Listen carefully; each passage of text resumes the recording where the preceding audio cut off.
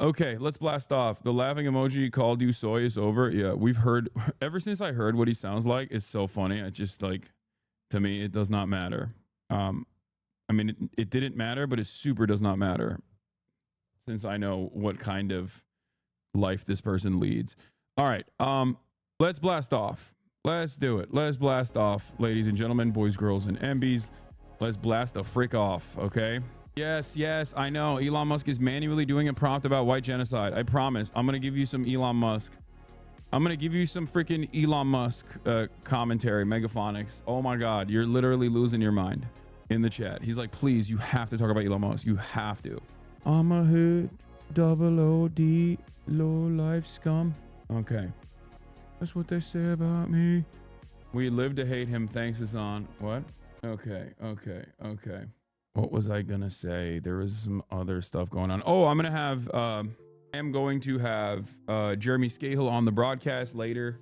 We're gonna be talking about interviewing Hamas and interviewing not just Hamas but also the Houthis as well, and what those kinds of interviews have contributed to. And also I'm gonna ask him his perspective on the Trump Middle Eastern tour, of course. That is gonna happen at 1 p.m. Pacific, so in a little bit. I'm on The Daily Show. Trump's Middle Eastern tour continues as he meets former Al-Qaeda commander turned Syrian president, talking to Jeremy Scahill. His interviews with Hamas/Houthis and Trump's Middle Eastern tour and its impact on Israel's genocide. Brisha Liberal Psyop, aka The Daily Show, good job, thanks. Why did like every major CEO go to Saudi Arabia? Because America is a company, okay? That's what it is. Did you like how the Saudis sucked off Trump? Yeah, I actually kind of did. I'm gonna talk about that. It's very weird. It's very strange. Like, the way that they're glazing him is crazy. But we'll get to that in a second. Okay. I'm on The Daily Show. Trump's Middle Eastern tour continues to meet former Al-Qaeda commander turned Syrian president, talking to Jeremy Scahill about his interviews with Hamas Houthis and Trump's Middle Eastern tour and its impact on Israel's genocide. New tax. We'll, of course, cover the new tax bill and numerous other issues as well. There's a lot going on. But let's blast off. Yes, I am going to watch the Legal Eagle video. Please stop spamming it, okay? I will watch the Legal Eagle video about his biases. I know. I am shocked. I am shocked to find out that Legal Eagle is biased. That's crazy. Drummer from band in Austin removed from plane and detained by U.S. Customs. Wait, what the hell? It isn't interesting. It's just him saying, I'm a lawyer. I think the rule of law shouldn't be destroyed. I know. I know. I know that already, but chatters lose their minds. Yamal Saeed, the drummer of the Austin, Texas-based rock band Lord Buffalo, was forcibly removed from a plane and detained by U.S. Customs and Border Patrol Monday while en route to the band's European tour. We are heartbroken to announce that we have to cancel our upcoming European tour, the band wrote. Our drummer, Yamal Saeed, who is a Mexican citizen and a lawful permanent resident of the United States green card holder, was forcibly removed from our flight to Europe by Customs and Border Patrol. He has not yet been released, and we have been unable to contact him. What the fuck is happening? Dude, I swear, dude, if you are a legal permanent resident right now in the United States of America, the government is very actively just saying, like, you have no rights. Like, I think one of the things that the American government is doing right now is basically saying like, we are creating a process where citizens and non-citizens, like non-citizens as in even legal permanent residents with green cards and whatnot, are actually considered second class. Okay? And I need people to understand that this is exactly what Nazi Germany did as well. Okay, removing the citizenship status of Jews and other groups, other minority groups that they wanted to eradicate is how it began. Like, within the legal structure, they utilized statelessness as a mechanism to justify apprehension, detention, and also execution. Do you understand? This is how it works. And it is frustrating that a lot of people are refusing to see that. What is AOC waiting for? I don't know. I don't know what AOC is waiting for as far as like endorsing Zoran, because there's some good news that have come out of the latest polling in New York. And best case scenario is that this is the result of all the start of the TV advertising, and that even more ground can be made up just through positive advertising and increasing name recognition. Now, if only there were two internationally famous politicians who could help with that. The gap is narrowing with Zoran finally arriving at 40%. Okay. On the first round, Cuomo's at 44% with the highest name recognition, obviously. And Zoran is at 22%. And he just keeps picking up over and over again with ranked choice, getting all the way to a 60-40 slant. This is a major improvement from previous polls that were conducted. It is very difficult for Zoran to win this race, but it is not impossible. And I wish that AOC and Bernie Sanders would, because this is maximum impact zone at this point. I wish they would use the maximum impact that they have right now to actually put their weight behind this guy. Like, I don't know why they're not doing it. I don't know. It doesn't make any sense. Even Jamal Bowman endorsed him. I mean, that makes sense. Jamal Bowman endorsing him makes total sense, for the record. He is he's aligned in values and also is not like a part of the party machine at this moment because he's no longer an active sitting representative. But I don't understand why like AOC would not do a singular endorsement for Zoran, not even for Brad. I know it's ranked choice, and therefore a lot of people are like, I endorse both. Like, I think Brad is also progressive, which he is, but Zoran is significantly more progressive. Zoran should promise to bring the Dodgers back to Brooklyn to get Bernie's nod. Guys, okay, I know Grok is bricked and constantly talking about fucking white genocide because Elon most likely manually added white genocide as a prompt into Grok, and now it's broken. I know. I don't care. AI sucks. Please. It's like not that significant right now. We'll get to it. Oh my fucking God. The things that you guys care about sometimes. It actually it actually caused me to want to stop streaming for a little bit. Holy fuck. I know, dude. I know. Elon Musk loves fucking Grok, and he loves lying and using Grok, and he is trying to get people to believe that white genocide is happening, and it's very obvious. Okay. Jesus Christ. Do you hate Grok? Yes, I do. Even though Grok is almost always on my side because it's still, as it stands, without Elon Musk's input and feedback, is still very much relying on readily available information and is not like actively lying, even though it does have the capacity to hallucinate. There's definitely a little bit of that, but we'll do Grok in a second, please. This is the CBS News Chicago, right? ICE detained man who runs the anti-Trump YouTube channel. He is U.S.-born citizen. Yeah, Sam Cedar Unk debated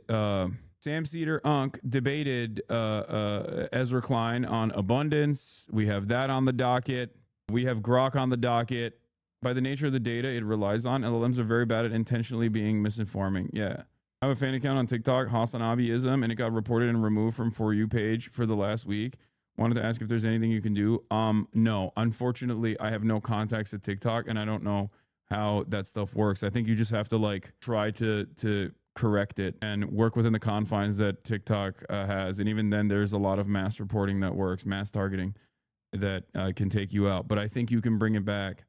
It's happened to me too, and I am, I have a million plus followers on there, and it happens all the time. It's really annoying, but you have to challenge those reports.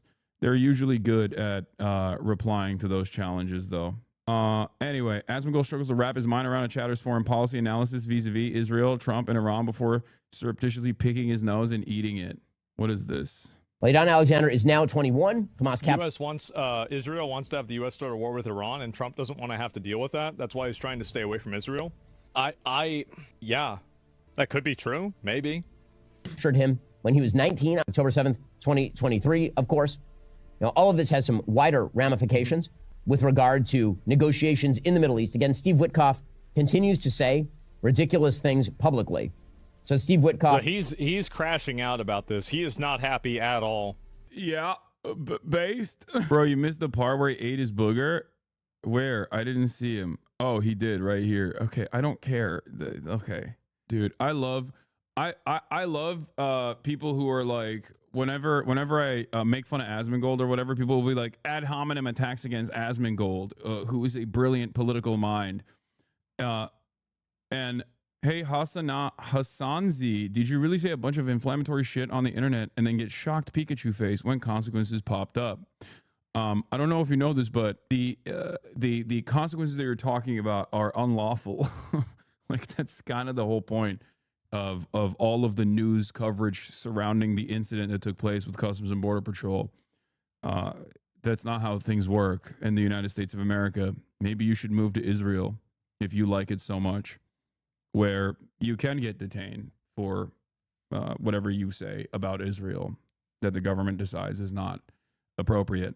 But in the United States of America, that's not, at least for now, that's not how things work. You know, I know that makes you very sad, where you're like, oh, I wish the government could fucking unlawfully detain and arrest and deport American citizens for exercising their First Amendment constitutionally protected speech. What's also really, really stupid is that once that goes away, it goes away for you as well.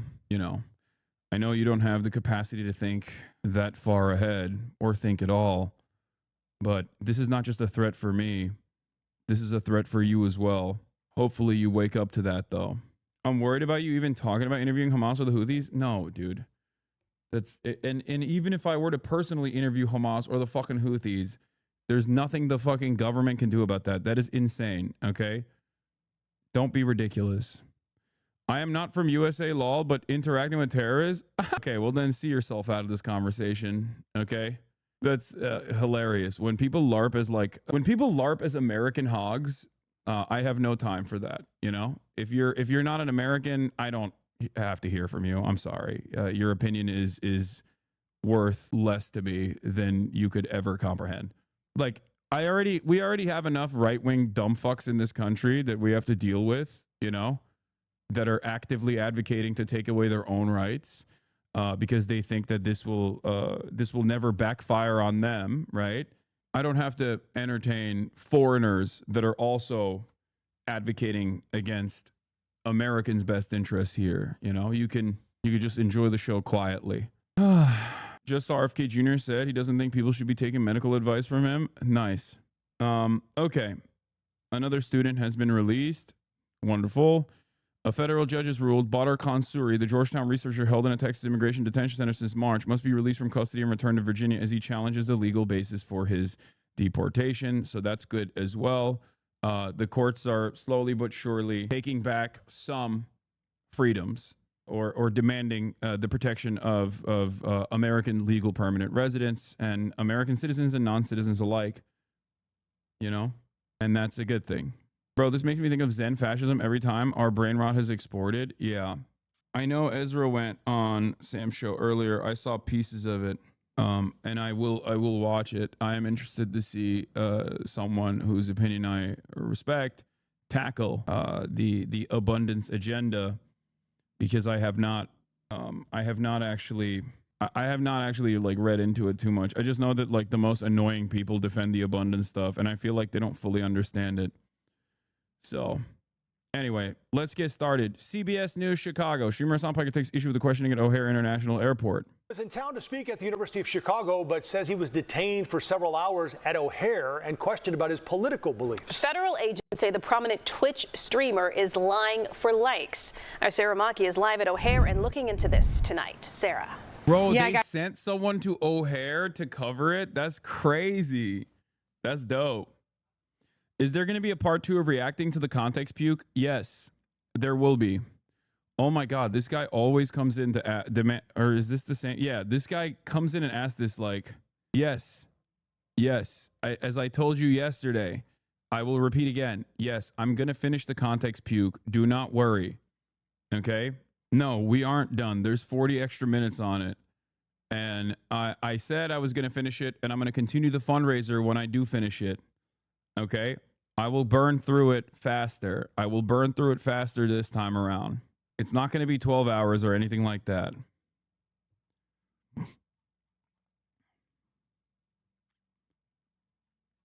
What treasured memory have you lost recognizing this chatter? Who knows? All right. Let's continue. Guys, with millions of followers, Hasan Piker often talks about left-wing issues and believes that is why he was pulled aside and questioned here at O'Hare. We talked with our legal analyst about what travelers need to know. They started asking me about crazy, like, do you like Donald Trump? It's illegal for him to even ask me those questions. Like, they can't deny me entry into my own country for, like, even if I was like, I love Hamas, they can't do that. Like, what do you mean? That's American-born citizen, Twitch streamer, and left-wing political commentator Hasan Piker recounting a 2-hour encounter with federal agents after he arrived in Chicago from a family vacation in Paris, an incident he talked about at length with his millions of followers. Everything I've done is fully protected under the First Amendment, okay? And none of these questions are actually valid questions to ask. A Homeland Security official acknowledged the incident, telling us this is nothing but lying for likes. Claims that his political beliefs triggered the inspection are baseless. Our officers are following the law, not agendas. And I suspect because this happened at an airport and an entry point into the country, that there were cameras everywhere. Legal analyst Irv Miller told us location is key. International travelers give up certain Fourth Amendment rights to search and seizure that domestic travelers retain. Immigration has an absolute right to ask you who you are and to see your identification, but they don't have a right to ask you questions and demand answers of things other than your identity and your... Yep. This is... You know what's crazy? For American citizens, I found out that Customs and Border Patrol technically doesn't even have a right to deny you entry for like stuff that would fall under Customs and Border Patrol's purview, like whether you have like agricultural products that might be an agricultural threat. Like that is literally the job of Customs and Border Patrol, okay? I didn't know this, but even stuff that they are supposed to be looking at, like contraband, you have a legal right to say that you're not answering that and that they can't deny you entry. They can confiscate it, but they can't like arrest you, from what I understand. Unless, I mean, obviously, unless it's like a drug and then, you know, they investigate and you know, they catch you trafficking drugs or something, and then they can obviously arrest you. But as a United States citizen, like in that conversation, you're not, like, you can just say you're not responding to those questions beyond the confirmation of your identity. And I didn't even know that. Of course, they have ways of making it more difficult for you, but you have ways of making it more difficult for them. Like, for example, where there are things you can do, as I've mentioned already, that make it harder for them to actually seize your stuff or be able to like take information from you. They have no, they do not have a legal right to compel you to put your passcode on your phone. Weirdly enough, your phone has a lot more private data than your actual laptop, but the laptop is an older piece of technology, so there's more legislation surrounding accessing information in your laptop, as opposed to legal protections accessing your phone. This is why everyone always stresses the importance of removing biometrics from your phone. No Face ID, no thumbprint, none of that, because they can actually, it is an illegal gray zone where they can actually use your biometrics to turn on your phone. And I believe there's a term called like first unlock or something. I forget what the actual term is called, but like they literally, once it's unlocked, or if they seize your phone while it's unlocked, while your phone, before first unlock, like while your phone is already unlocked, they can actually look through it. There's different ways of doing this. You can put your phone on airplane mode and then they can literally look through everything on your phone. They can't just like look for new information by refreshing your email or anything. But one of the quickest things that you can do if you forgot if you forgot to change biometrics, if you forgot to remove biometrics from your phone, like Face ID from your phone, you can click the hold button 5 times in a row in rapid succession, which automatically will lock your phone, and you won't be able to use Face ID until you put your passcode in. But then again, and that's for your iPhone. But then again, it doesn't even matter technically, because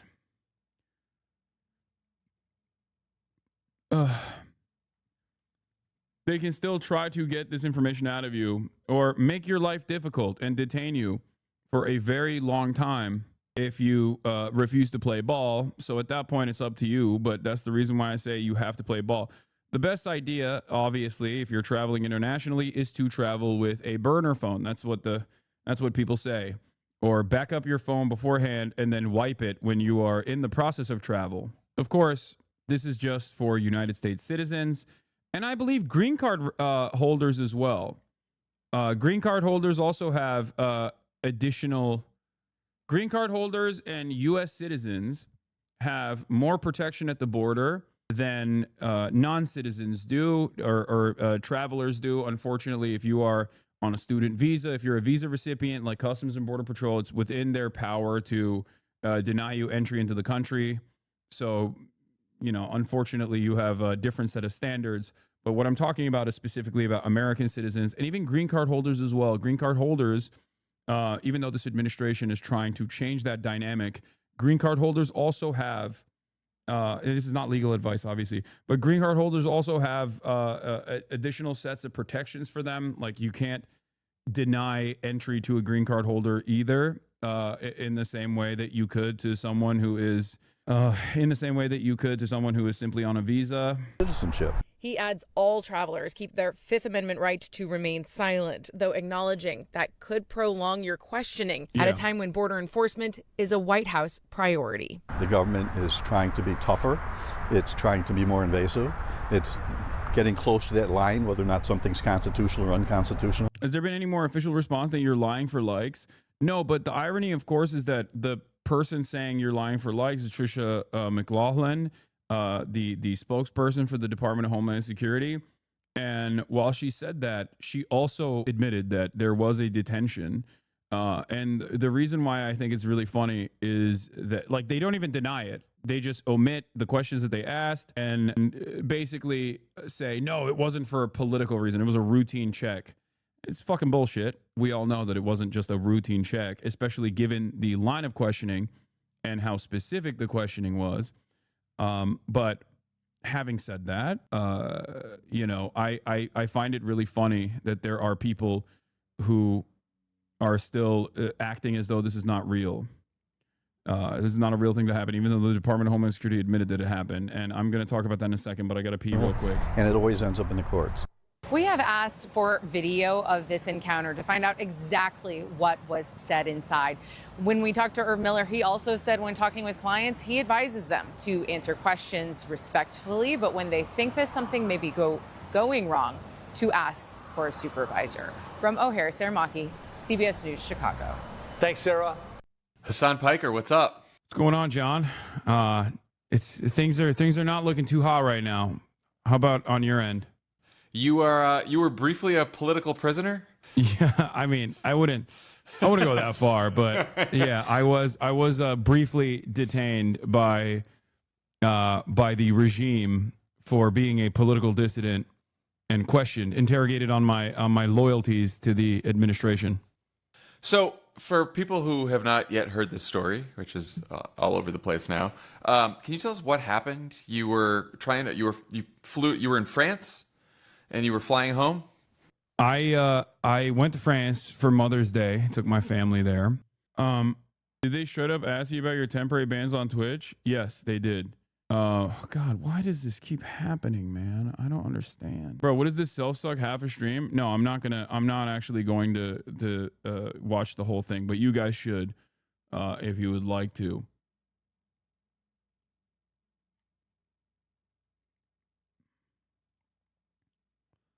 Is wild this happened, but Legacy Media has an axe to grind with you after your name came up in a meeting where I work. Someone blasted a Richie Torres press release to the entire network for awareness. No, that's not Legacy Media. That's legacy media does not have an axe to grind with me necessarily.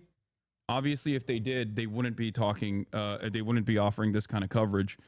But there are, of course, always going to be people in newsrooms that are fucking freaks. But no one worth a damn is ever going to take Richie Torres seriously, especially as it pertains to Israel. So, fairly easy to counter. Talk about the library? What do you mean? Can't sub to you using Prime. Monthly membership is also enabled. I don't understand why this is happening. I don't know either. But the Trump library. Oh, here's the last thing I was going to say about this. Well, one, I have officially set my line of inquiry. I sent in my line of inquiry at dhs.gov/trip to get more information on why this detention took place and why these questions were asked. So we'll see when they respond what they will say, because I also asked them, like, how do I make sure this doesn't happen again? Okay, that's one. What is this? They're right. My Prime sub needs renew, but it won't let me. Only gives me an option for 3 to 6 month subs. And that's weird. Okay. They ain't responding. LMFAO. Who knows? Did the news network ask you for comment before claiming you lied? What?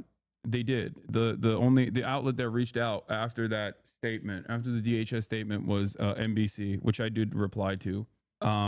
So what was I gonna say? Someone related is the Block Club, local news in Chicago, suing the DHS for information about the ICE raids they've been doing. Good. There was another thing I was gonna say. He's a communist with a Gucci bag, got his product cakes, gotta have his swag. Why do people keep repeating this over and over again? Is this like the new line that is like that they just turned it into a rap thing? Like, is it a song? Is it a copy pasta? Where did this come from? I don't know where this materialized from. This is what the heckler was going to rap in Chicago? I don't think so, but that's fucking awesome if that was the case. I wish we had more time in Chicago. I wanted to hear that man spit. It's all over your YouTube vids, especially crossover collab podcast vids. Wait, really? Why do you keep sending me this Ludwig clip saying breaking news, I'm not racist? What does this have to do with anything? We're gonna look at the Daily Show appearance that I had, obviously, but the last thing I wanted to show you was this very funny interaction that basically explains how a lot of people operate online and how that interaction looks like when they engage like a normal person. Okay, this guy Derek Martin, okay, is the founder of Find the Path DC. He's on the board for Accountable.org, Campaign for Accountability.org.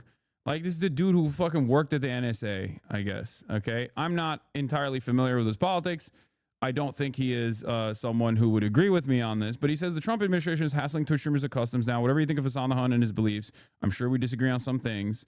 This is a dangerous road to go down. And what I find really funny is, like, this person, this lolly VTuber guy, okay, who is constantly making videos about me, that's like a super, like, Israel bricked this dude's brain. Very, very unwell individual. He goes, there's no evidence this happened. And then this person responds, we can debate whether his recounting of the incident is credible, but the government admits he was taken aside for extra scrutiny. He says Hassan claims ICE detained him. This says they asked the guy that supports multiple U.S. designated terrorist organizations a few extra questions. To me, when someone is released, it suggests at one point they were not free to go. Like, he's like, look at the Department of Homeland Security statement. It says it right there. Why the fuck are you trying to debate this? Okay. To which I said, Derek, you are arguing with an Israel dick rider who watches the pornographic anime of children. Anyway, so, hominem, you called me a pedophile. Old Nick of Myra, thank you for the 20 gifted subs. Are they this dumb? Why would they tell such a provable lie? Yes. The answer is yes. Okay, I need you to understand something. Yes, they are this stupid. And yes, because they are so echo chambered into oblivion, surrounding themselves with other like-minded dumb fucks, that they have no way of comprehending how normal people interact with new information like this. And they think every single person is geared up, tuned up to 11 with their unimaginable Hasanabi hatred that is deep in their core, a very important part of their fucking identity. No one cares. No one is like this. Most people are not like this, okay? So if you spend all of your time online, obviously you are going to have a very different approach to this situation, because there's a lot of insane stuff for the past, I don't know, 4 or 5 years at this point that have circulated online, mostly slander, mostly smear, bullshit, right? So you can generate a lot of attention and get some clicks if you entertain this ridiculous nonsense. Get in the helicopter. What does this mean? I don't know what the fuck this guy's saying. But for normies, they look at the situation and go, I am reading the news, and it says something very different than the way that you are approaching the subject matter. It's a Pinochet reference? Oh, cool. I don't care. Whatever. Who gives a shit? But yeah, that's also the reason why so many people, when they find themselves in this like weird fuck Hasan echo chamber, they cannot comprehend why like mainstream news will give me any time whatsoever, or will offer me any positive coverage whatsoever. Speaking of positive coverage, let's get to Hasan Piker, progressive king at Twitch, invites Jordan Klepper into the manosphere. Now, the original title for this video was Hasan Piker, liberal king of Twitch, to which I responded with liberal, and they changed it to progressive since then. They called me the liberal king. Is there a longer version? 5 minutes seems a bit short.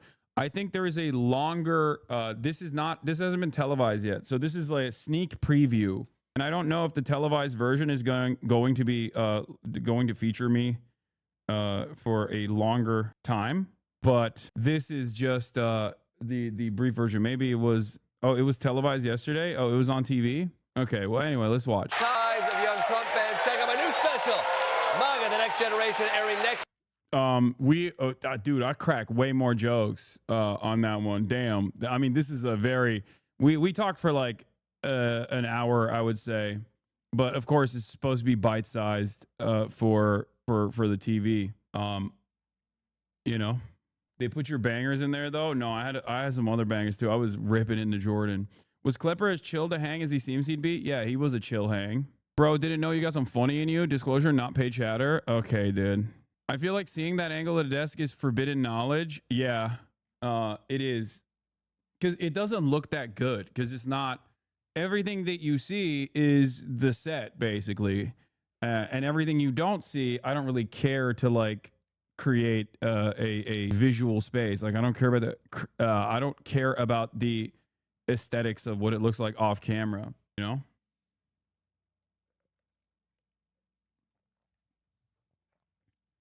You lied to us and made us think the room was much bigger. It is pretty big. I know your haters are seething and coping, bro. I mean, I don't care. It is what it is. You got to do what you got to do. From your first interview, one-on-one with a Trump supporter, yeah, very different now. Very different type of interview now, because I've gone through my political journey, I guess. Did you see Sam talk to Ezra Klein today? Yes, I did. And I want to watch it, but possibly later. He had a long interview with Ezra that, wow, seemingly went on for an entire hour, as a matter of fact, almost an hour, where this is a different E. Klein, not the E. Klein that all of you drama perverts are thinking of. This is Mr. Abundance. He's also wanted to come on my stream as well. The thing is, like, I don't know enough about Abundance.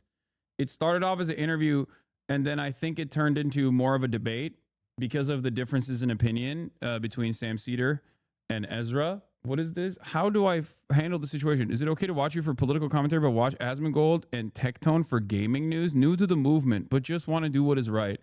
Dude, do whatever you want to do. I don't give a shit. That's so funny. Like, what are you asking me for permission? I will give you the full rundown. Ezra is a full-on piece of shit. Okay, that seems a little bit aggressive. He is a full-on piece of shit. I think he's just a liberal, man. God damn. I will give you the full rundown. Chatter wants Bobby's news, but also doesn't want to get deported to El Salvador. Yeah, my hate for liberals is pure. Yeah, Sam was saying he could have gone another hour. Oh, I can see it. Full rundown. I hate him. Really mad. Abundance is neoliberalism with a new coat of paint. That's what it sounds like from everything that I have seen, all the bits and pieces that I've seen of the book. But like I said, I haven't read it. I have not read it. So I don't know. I don't know enough. I don't have an opinion on it. Other than a lot of annoying people have defended it. But I have a little bit of a soft spot for this E. Klein, I will admit. So who knows? I think he is 100% a liberal. I disagree with his worldview. But having said that, I do think that he is genuine. Not that it makes all that much of a difference. Listen, I want to build housing, but it won't happen by turning our cities over to tech bros and private developers. Is the Daily Show thing this 5-minute video? Yes. I also have, I don't have enough time to go through this whole thing right now because I have Jeremy Scahill coming on to specifically talk about Hamas. Are Klein's your kryptonite or something? No, I mean, I like Ezra Klein. You were on the Iglesias' show, I guess the Slow Boring podcast, and mentioned that we hadn't responded. So we wanted to have you on to talk about the book. We had Paul Glastis on from Washington Monthly, your old haunt, where I interned, with a critique that was, I think, like a middling critique. Some of the proposals that were brought up in the book. But let's just start with you outlining, like, what thematically, what is the book about? The book is about a very simple question, which is, what do we need more of and how do we get it? And then the parts of the book that I think have aroused more controversy, critique, energy, conversation, is that much of the book is exploring the question of why in the places Democrats govern, or in the times when Democrats govern, are liberals, are Democrats, are in some cases people on the left, unable to produce more of the things we need. Why is there so little housing in California and New York? Sam, where are you? Just so I have you in New York. You're in New York. So why in places like New York and California and Illinois, where you have a lot of Democratic control, have they become very unaffordable? Why is it very hard to cite enough clean energy, even though that's become a major project for the Democratic Party? Why is so much that we do so goddamn slow? Medicare released its Medicare cards a year after it was passed into law.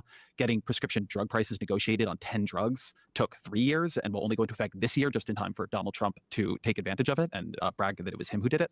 So this question of the sclerosis of liberal government, how do we actually make it deliver the things it is promising to deliver, is the core inquiry of the book. And the culprits run across, I guess, like four sort of main silos, as far as I can tell. Like we have the regulation and bureaucratic red tape, and this is a problem both in terms of like building infrastructure and to some extent within the context of housing. There are that housing is also addressed by like local, I guess, incumbent groups that have power there. The infrastructure, again, some of that bureaucratic process is a function, and we'll get into this, is a function of environmental regulations that end up getting abused in some fashion. And then in the context of like of science and innovation, it is a sort of a risk-averse funding. But let me, before we go into some of the specifics, from your perspective, because I've been reading a lot of there's a lot of reviews of the book out there. It's also have you read the book? I have. Well, I've listened to the book. Let's put it that way. That's as good. And to me, I like your read better than Derek's. Okay, but I've listened to both. I listened to. All right, if you that just gives you a sense of what level we're talking. That's a different critique. But yes, I have read the book, and I've also read there's a tremendous amount of reviews about the book. What is your critique of the book? I want to answer your critique of the book. Well, I will get to that. Okay. I will get to that. But from your perspective, is this a policy or a political book? Oh, I don't think you can separate those two. Okay, I mean, so wait, where is it? Someone said, I have trouble with this because I think Democrats, as being very Ezra-like, not Cedar-like, it seems like he's arguing for the same solutions, but they just work this time. Yeah, I think that if your identification of the problems with unleashing the government, which is something that he keeps repeating over and over again, is the regulatory mechanisms that offer a setback to new development, new buildings and whatnot, then I disagree with that.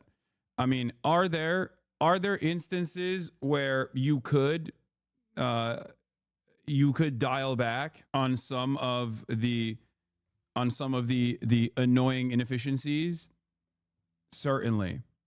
But as an advocate for more government, bigger government, there's a point in this conversation where he brings up the public housing or affordable housing units that were built in Chicago that cost $1 billion plus.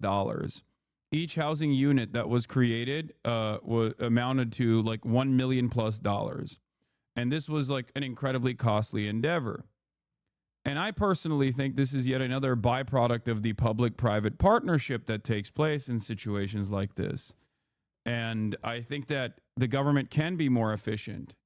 I agree on that front, but it's not through unleashing the private sector in an effort to tackle these problems. I think you'd be surprised with how much Ezra agrees with your regulation takes. Just because he's talking about removing some regulations doesn't mean he's against regulation in general. Yeah, the examples of bad regulations are things like parking space mandates, single staircase stuff. I don't agree with single staircase, for the record. Like, I think that it's good. It's one of the few regulations that's actually decent in America where you have multiple fire escapes. I know that. Look, I know the YIMBY language. Okay, I know that that's one thing that they point to. And the parking space mandates, I understand. That one I do understand. That one is actually a valid form of deregulation, right? Single family homes, like rezoning single family homes in order to build more housing units. I understand that. I agree with that. Okay, upzoning. I agree with that. Having said that, I don't think that this should be done through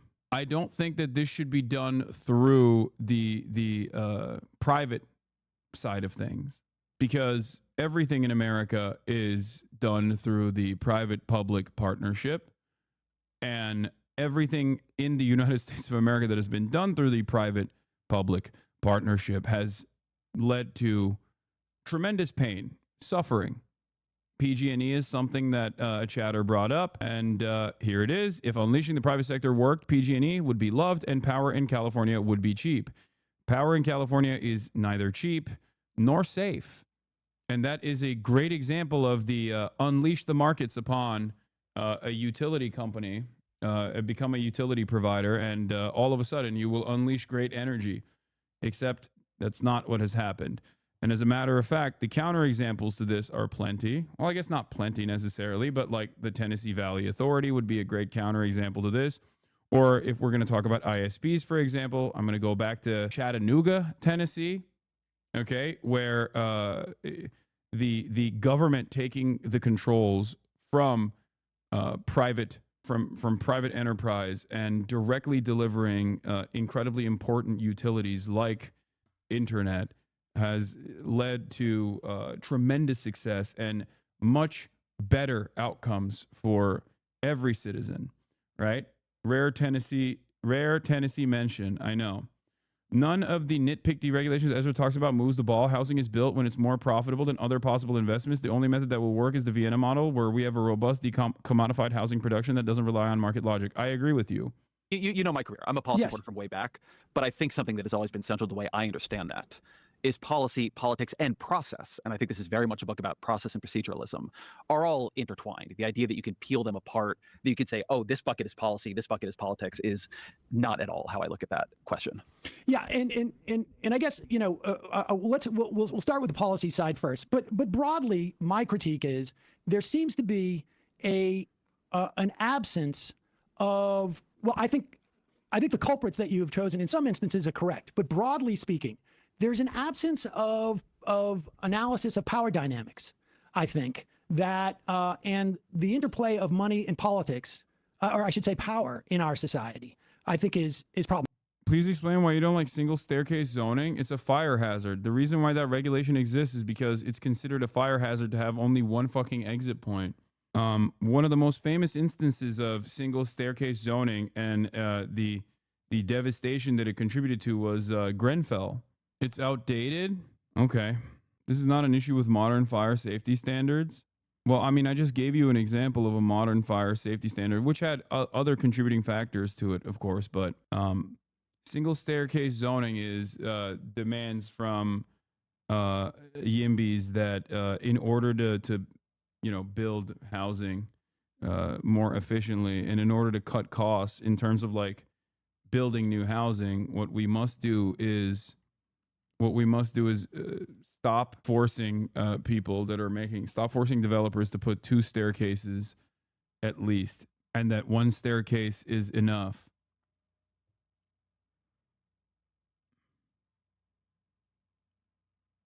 There's a law from like 1910. It needs to be updated. It's not just cutting costs. It costs density. I think New York City 4-floor walk-ups. Yeah, I personally don't think that maybe I'm wrong, but I don't think that it's like the fact that there are 2 staircases that you have to build that is like this big of a hurdle in building new housing. I mean, I think that, like, look, there have been questions about specific policies and assumptions.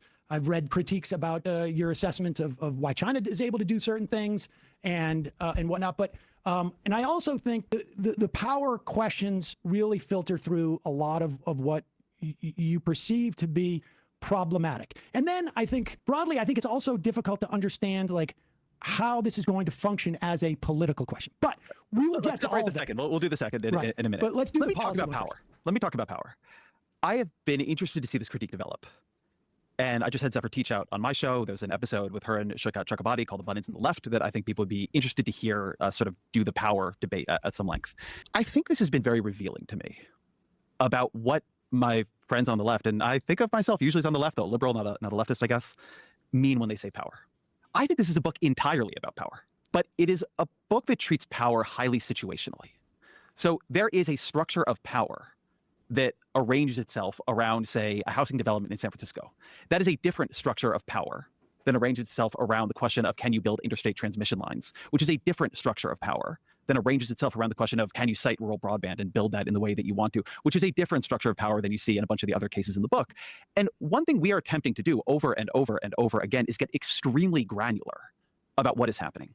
So one thing that bothers me about the power analysis that I hear on the left, let's take housing, because I always think it's very important to ground things in like a specific case. Texas builds more housing than California. It builds more housing than New York. When people move to Austin and Houston and Dallas, they build homes. When people move to San Jose and San Francisco and Los Angeles, they don't. Is your view, do you find it a credible view to say that the issue is Texas has solved the corporate power problem, but California is permeable to corporate power and dominated by oligarchy in a way that Texas, or for that matter, Florida, is not? Well, I don't know if it's necessarily, I think it's not necessarily corporate power. I think what we're talking about is money. I think we're just talking about money. So and Texas has solved the money in politics problem, but California does not. Well, I can tell you that, like, if you want to compare, let's say, San Francisco to Houston, right, you just have a lot more space in Houston. You have a lot more money in San Francisco. And so the power that rests with the money is more concentrated, literally, right? And has the ability in those instances to stop this housing project or that housing project. Like, look at Austin, for instance. You bring up Austin. Mm-hmm. In the course of Austin, and this was, I read this in the review, because obviously I'm not studying Austin or San Francisco for that matter. But Joe Wiesenthal wrote, that his observation about Austin was that it was cheap, and then it got very expensive. Then there was, and it was a function of costs went up. Rents went up. It became expensive there. Rents have gone down in Austin because they built so much. They built so much. I really want to hold on what you said the first time. But San Francisco has concentrated money in a way that there was no change in the building codes, for instance. Like the argument that the building code responded in Austin. So you can just go look. I mean, I don't know if you guys are able to pull up data on the show and show it, but just go pull it up if we can. You can search Fred housing starts in Austin and San Francisco. You could just do this in general. You can look at this analysis across blue and red cities. But what the difference? Let me just. I want to go through this example, but we can go through a bunch of them. Houston doesn't have a zoning code. That's why it's easier to build there. I mean, I was talking to a developer there, and he said, "Look, the thing everybody knows about Houston, if you're a developer, is it's a bad place to be a homeowner. It's a good place to be a developer." And this is what I mean when I say the whole book, in a way, is about power. That in these procedural questions, in this question of how do you get housing approved, what we have created in many blue cities is a lot of veto points. And that veto point can be used by corporate power. It can be used by moneyed interests. It can be used by local homeowners who are not power in the way we would normally think of them, but sure as hell are power when you're thinking about whether or not to build housing. It can be used by all sorts of players. And so I think that one of the places where Austin is still much more expensive than it was before the pandemic law. Houston has housing codes. They just put in ordinances. This is all bullshit. Quite diverge from some of my other friends on this is that I think when you create this level of proceduralism, this level of veto points, they get captured by interests over time. And that is a place where power can pool. Now, I think the place where I probably part, just to finish the thought, I think the place where I probably part is that I think that the left is often very attentive to power when it is coming from certain recognized villains, and much less attentive to power when it is coming from people who might in other contexts look like allies or just be local homeowners. But that can also be real power wielded in a problematic way. Well, but you listed off 3 entities that have power: corporate power, moneyed interests, and homeowners. And I would suggest to you that in all 3 of those that you just listed, that money is ultimately the controlling factor. So for instance, I can tell you, like, I don't know San Francisco, I don't know Austin, I know Worcester, Mass. And I can tell you that during urban renewal, we had, there was an entire neighborhood that was completely, I don't know if you've ever been to Worcester, had gone through 290. There was an entire neighborhood called Laurel Clayton, I think it was, that ended up dumping people into a housing project, Plumley Village. And it was all run by the Worcester Redevelopment Authority. It was completely streamlined. None of the other, what we would call today groups. There was no equity involved in this, or equitable justice or anything like this. And the neighborhood was completely destroyed because the input only essentially came from this big insurance company and the Worcester Redevelopment Authority, which was essentially owned by the same type of people. And I only know about this because a buddy of mine was homeless in high school because of how much destruction generationally it had created as a result of that. And so when you list off those 3 elements of power, in my mind, those are all moneyed interests. Those local homeowners, I'm sure there are stories of low-income people who own homes in an area that hasn't been redeveloped, is able to stop building. But I would imagine those are very far and few between. And I think we should be in agreement, right? If this is the case you're making, then I think we should be in agreement because there's no doubt it's sometimes money interest for sure, right? Well, what is it the other times? Let me finish the thought, okay. and then you can give me your rebuttal. When you create these highly legalistic systems, the people with the money to hire lawyers and lobbyists are going to be more capable within them. And so the structure of a society that begins to bury so much in bureaucracy, where you have to know when to show up to the planning meeting and you have to know who the city council members are, like it begins to structurally favor those who can navigate that society. So when we talk about things like upzoning, where we want to make it possible to build more houses in an area, like I think talking about regulatory capture this way, well, is a very, like, under normal circumstances, this is unironically a Charlie Kirk argument.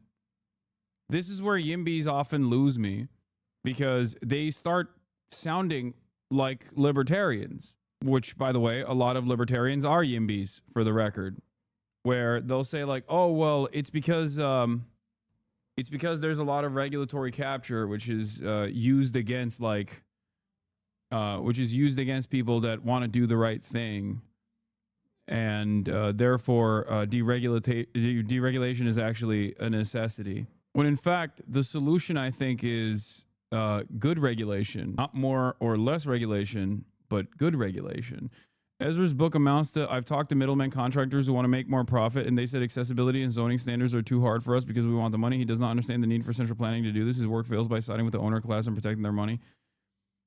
I mean, if Ezra was a real one, in terms of abundance, he would be advocating for centrally planned economy and Chinese-style governance. Like, there is no country more abundant than China in that regard. And there's definitely a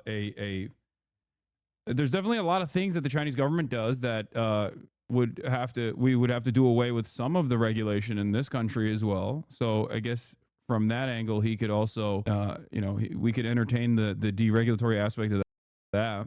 Like, everybody knows it is almost impossible to upzone a rich area. And that is because they are able to bend this process to their will. Now, you can take a place like California. All right, well, let me address that. I mean, I get that point there. And I think that is what worries, I don't know about other people, but that's the type of thing that worries me, because the argument you just made is almost identical to the one that I would have every week with Tim Carney, who I know, back in the day, which is an idea that the problem with wealthy influence, and if you and I agree, then it is money. The problem with it is we don't agree that it's all money. Okay, money is one mechanism of influence. But it is. I think it is the biggest one. Would you agree with that? It depends on the issue. So look, there are a bunch of these issues. Okay, well, let me finish my point about Tim Carney. He would say that you need to have less government. That way it cannot be as corrupted or manipulated by moneyed interest. Now, I don't know if you think that money is the problem 51% of the time or 30% of the time. I don't think categorically asking that question is, but here, let me say where I disagree with Tim Carney, because maybe it'll clarify where maybe you and I don't agree. Tim wants a less capable state. I want a more capable state. Tim wants a state that does fewer things. I want a state capable of doing more things, including the things it has already promised to do. So when I look at California high-speed rail, I work backwards and I say, what the fuck happened that the state of California could not build high-speed rail, which they can do in Japan, they can do in China, they can do in Europe. Tim looks at it and says, they shouldn't be trying to build high-speed rail. And so the disagreement I have with Doge, with a lot of different things, with a lot of my friends on the right, is they want to reduce state capacity. I come at this as a liberal who wants the state to accomplish very difficult things: decarbonizing the economy, building enough affordable housing, including, by the way, public housing, building mass public infrastructure, things like high-speed rail or the Big Dig or the Second Avenue subway here in New York City. And what I see is a state failing to accomplish its goals. Right. Now, they would say, don't fucking try. I would say, fix the state. And one issue with the state. Yeah, I don't agree. I mean, I don't disagree, but there is a point where I don't agree with him, which is that the problems with the state is not regulations. The problems with the state is that it is basically a slush fund for moneyed interests. It's an endless wallet for middlemen that greatly expand the timeline for projects with no real interest in actually accomplishing said projects. This is why I think like an anti-corruption candidate in America, Latin American style, would probably pop off. And look no further than Donald Trump. What is drain the swamp? Drain the swamp, quite literally, is an argument against corruption, against moneyed interest in politics. Now, of course, Donald Trump is a swamp monster himself, but there's a lesson to be learned from this commentary.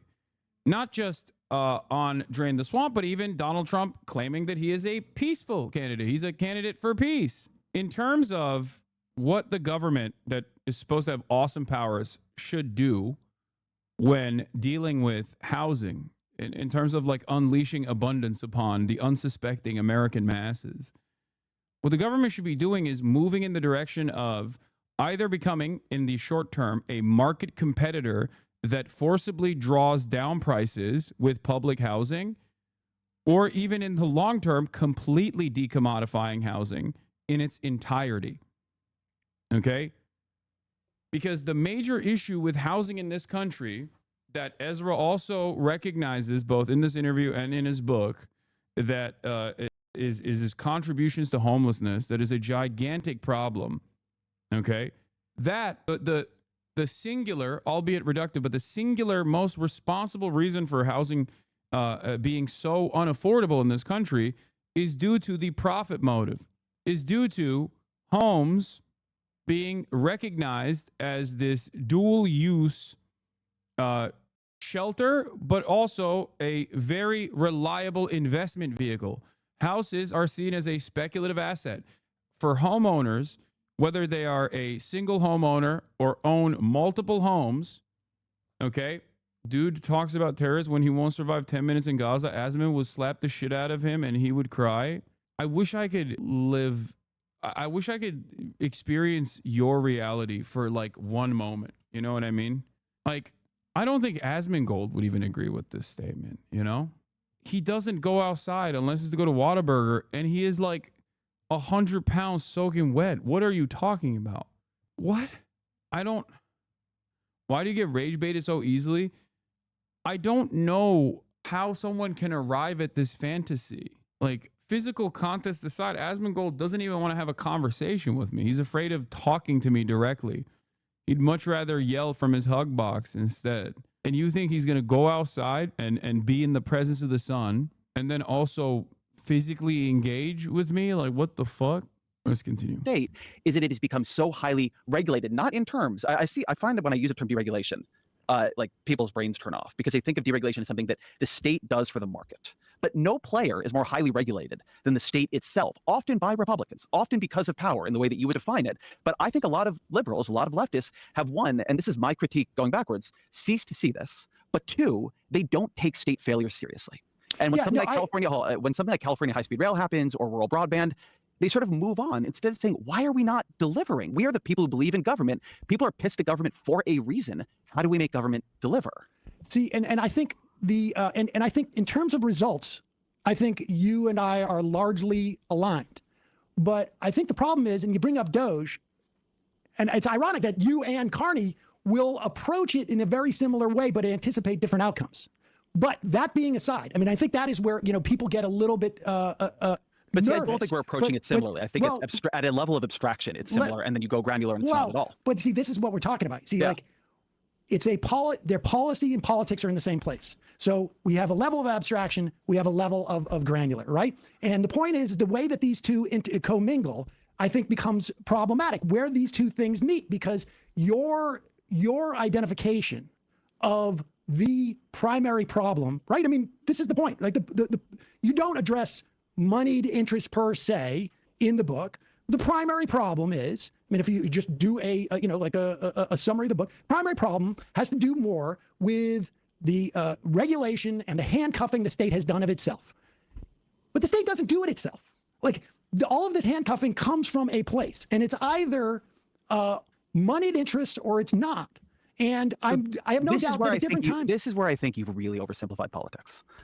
I want to try to find the right example, because I think if we stay high, we just are like yelling about this abstract question of money.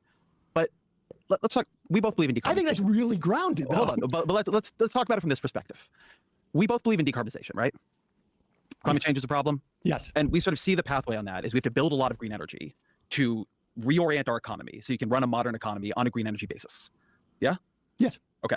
So to do that, you have to move all this energy production over to renewable sources, and then you have to get the energy from where it currently is, right? A solar farm, a wind farm, a hydroelectric, project, whatever it is, and run it through transmission lines to where we plug shit into the wall and charge it.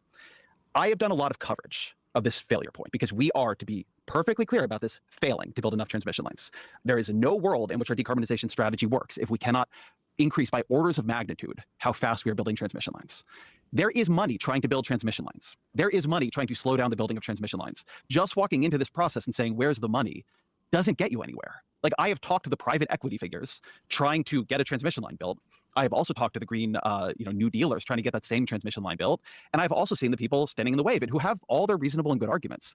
I don't find, when I dig into these things, that the way I can just repeatedly sort politics is, well, like, over here there's the money and the money is bad, and over here there's the not money and the not money is good. Usually there's money on both sides of it. There are sometimes unions on both sides. There's only one country that's doing this right, and it's China, because central planning is state-owned enterprise. Not necessarily. There's other capitalist countries that have done this correctly as well, as you know, better than anyone else, because you love talking about Red Vienna.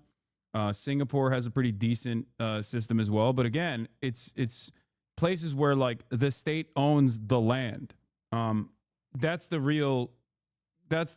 major. Oh, you're talking about transmission lines. Okay, I thought we were still talking about housing as well. Can you turn down video sound and turn up your sound, please? I'm pretty loud, no? Sides of it. And so the structure of the book, because I hope people come from this and want to read it. The structure of the book is typically working backwards from a problem. We're not building enough housing. If we go granular on that, what can we learn? We're not building enough transmission lines. If we go granular, what can we learn? And I just don't think abstracting out to money tie the state's hands. If money could untie the state's hands on a lot of big building projects, all these fucking developers would do it. But it can't, because the proceduralism takes on a life of its own. I follow what you're saying, that in each case there are specifics that are different, and you cannot generalize. It sounds like what you're saying. You can generalize some, but you have to take seriously the specific issues in each case. I have no doubt. Your generality should emerge out of the granularity. Okay, what are the generalities? Like, this is what I'm asking. I'm saying the default in America has become that building, particularly when the state is involved, has become too slow and expensive. We have created an architecture of policy that makes it too hard for us to achieve our goals in the real world, and for that matter, in social insurance. Say it again? Who's the we? It depends. Here's a version of the. Well, but I'm trying to address the point, because, for instance, okay, so I don't want to give you a better answer to who's the we. Well, but why I think this is important, though, is because this to me is the central question, really, about the book. Because I think, like, he is. Am I misunderstanding his point? I get his argument about money, but how is he tying it to deregulation? He's saying that moneyed interests create regulatory capture. Moneyed interests allow big businesses to take advantage of the regulations to price out the competition. That's literally the underlying argument for corporatism versus real capitalism that Charlie Kirk says. It's the same exact fucking argument that libertarians make. It is the unfortunate reality of exhausting all options, even if you are a kind-hearted liberal. It is the unfortunate logical conclusion that you arrive at, no matter what, if you have a dogmatic approach to capitalism. If you have a dogmatic approach to maintaining capitalism, then this will be the major setback, because the advocacy that leftists make towards any initiative, any sort of government interference, is to directly make things unprofitable. That is the goal of the state. And this is a reality that capitalists understand, which is why they hate state interference. Okay? That's why they try to flip the argument on its head. The goal of the state is to unironically engage in, under neoliberalism, this is the exact opposite. The goal of the state is to unleash the markets and even engage in state interference as long as it is at the behest of the profit motive, as long as it is at the behest of the private sector. But the goal of the state should always be to make things more affordable by forcibly making things less profitable. It is about decommodification. That is the reason as to that is why the state should be interfering in these affairs when it comes to housing. I don't personally think plunging into those specifics actually matter. It appeals to bookish, nerdy liberals who think that one bit of arcane knowledge of some obscure, well-intended rule is having unintended consequences. It is fundamentally a conservative outlook and is totally wrong. The reason why we don't have affordable housing is the same reason why we don't have single player, the same reason we don't have public transit. The capitalist class doesn't profit. That's it. No, I agree. His stupid nudge and tax credit bullshit fails, so he's defaulting to right-wing deregulationism because he's a neoliberal who hates the government and loves markets. Pure ideology right here from Ezra. He refuses to discuss actual left-wing policy. No, I like that. I recognize that. I don't have as much smoke as you do for Ezra, but I guess I entertain liberalism a lot more, considering that I see it as like a permanent fixture in American politics and in the Western world in general. But yes, this is the major setback. His dogmatic understanding of capitalism and his interest in maintaining capitalism is causing him to refuse to reckon with what the state's primary function is supposed to be. That's it. I could say there's some things in it I like, there's some things that I don't like, but the general point is, I think, for instance, like, where does the title abundance come from? Derek's piece on abundance. Okay. We have seen an entire movement build up about abundance, correct? I mean, like, there is a lot of money behind this broad notion of abundance. And Derek, I think it was on the Lex Friedman podcast, said something to the effect of, well, I do mostly agree with you. Wouldn't making things less profitable just make companies increase prices? Wouldn't you need the state to force lower prices directly by nationalizing things? No. My point is, the state interferes in the market right now under neoliberalism to increase profit margins for private corporations. What the state should be doing is interfering in the markets to lower, to basically create, as a part of the state, to actually create competitive products in an effort to drive down market prices if you want to still, in the short term, exist within a market structure. This is precisely the reason why people don't like public housing. This is the reason why they don't want even the fucking public option, because it would be impossible for an expensive middleman that doesn't need to exist at all, as we all understand and recognize, like private healthcare.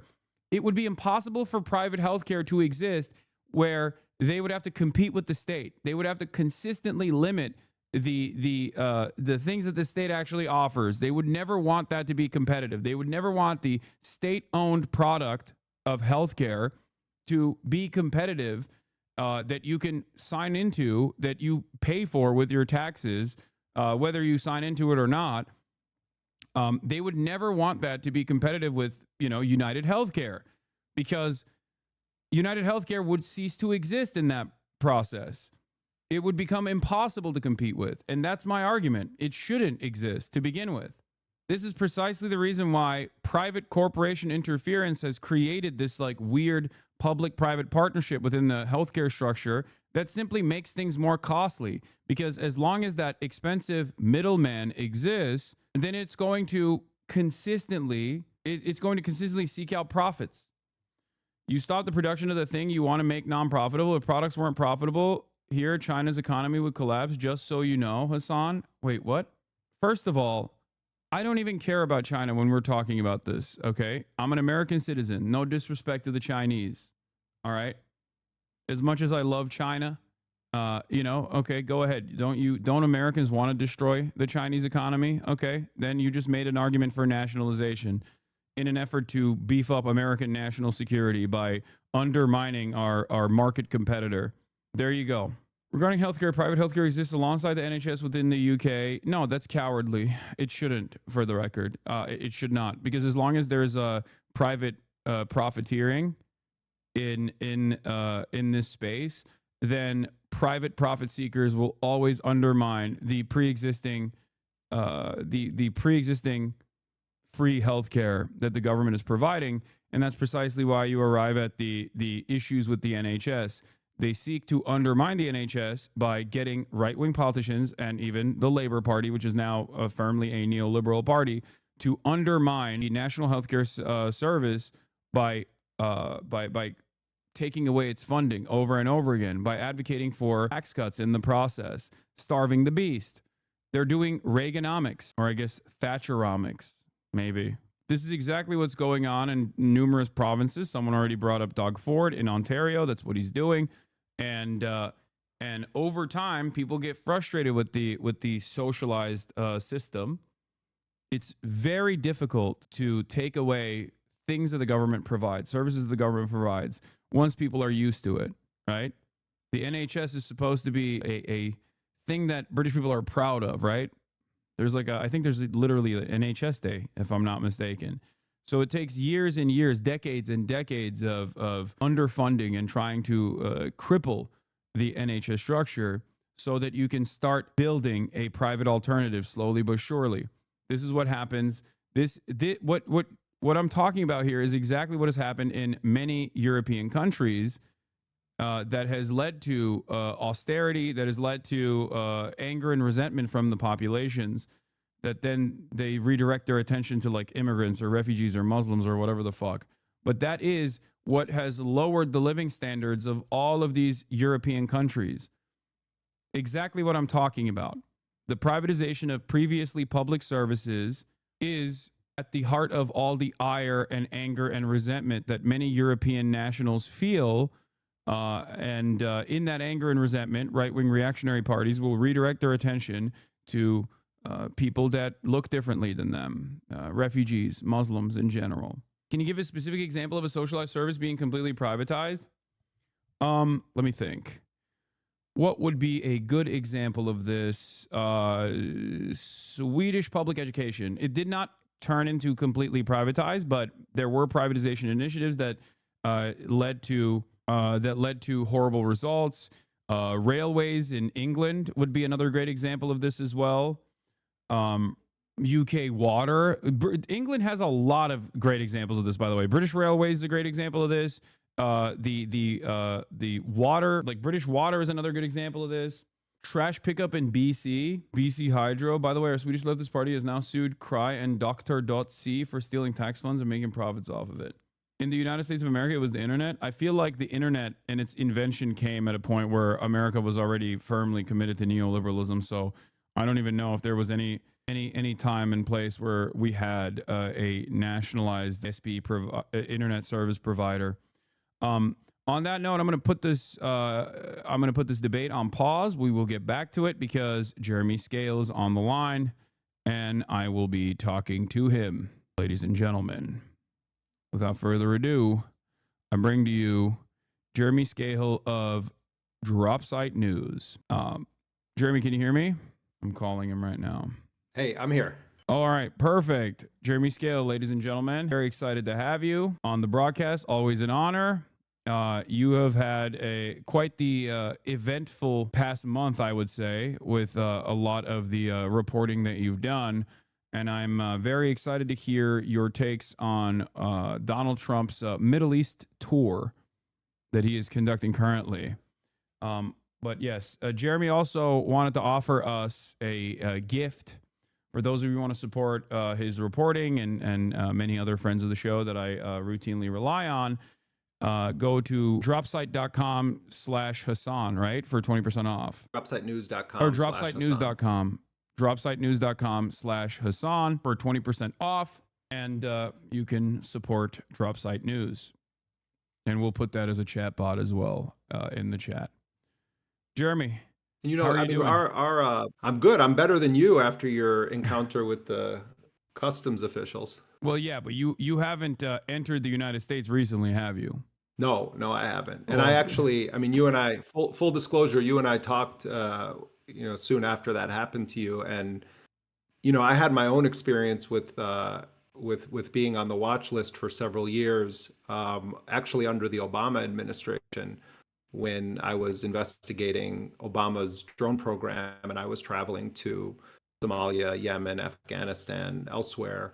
And for several years, I was on the terror watch list, which meant that every time I flew into the United States, I would get pulled aside for, what they called secondary screening. And, everything that you described, I had similar experiences. And, one of the things, and this was under Obama, Mr. Constitutional Law Scholar, but now the stakes have changed so dramatically.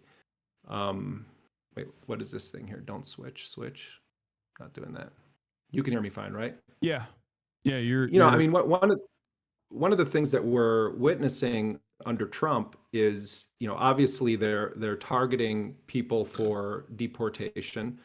They're going after people that are vulnerable. They're going after people also who are legal permanent residents, who have green cards. And there's some people calling for going after naturalized U.S. citizens as well. But in the bigger picture, what we're witnessing is an attempt to shred constitutional protections that have existed under both Democrats and Republicans for a very, very long time, and to try to implement a system of deeming people persona non grata by presidential fiat. And so, what you look, you're a high profile guy, and increasingly so. You just had a profile. Well, I think it was in the fashion section though, so it sort of doesn't count, but in a way it does. That you just had a major profile done of you. But as you and I discussed, a lot of times when I would get pulled aside for questioning, I would go into a room and there would already be several people in that room. And I knew when I set foot in it that I was going to get questioned before them, and I was going to get released before them.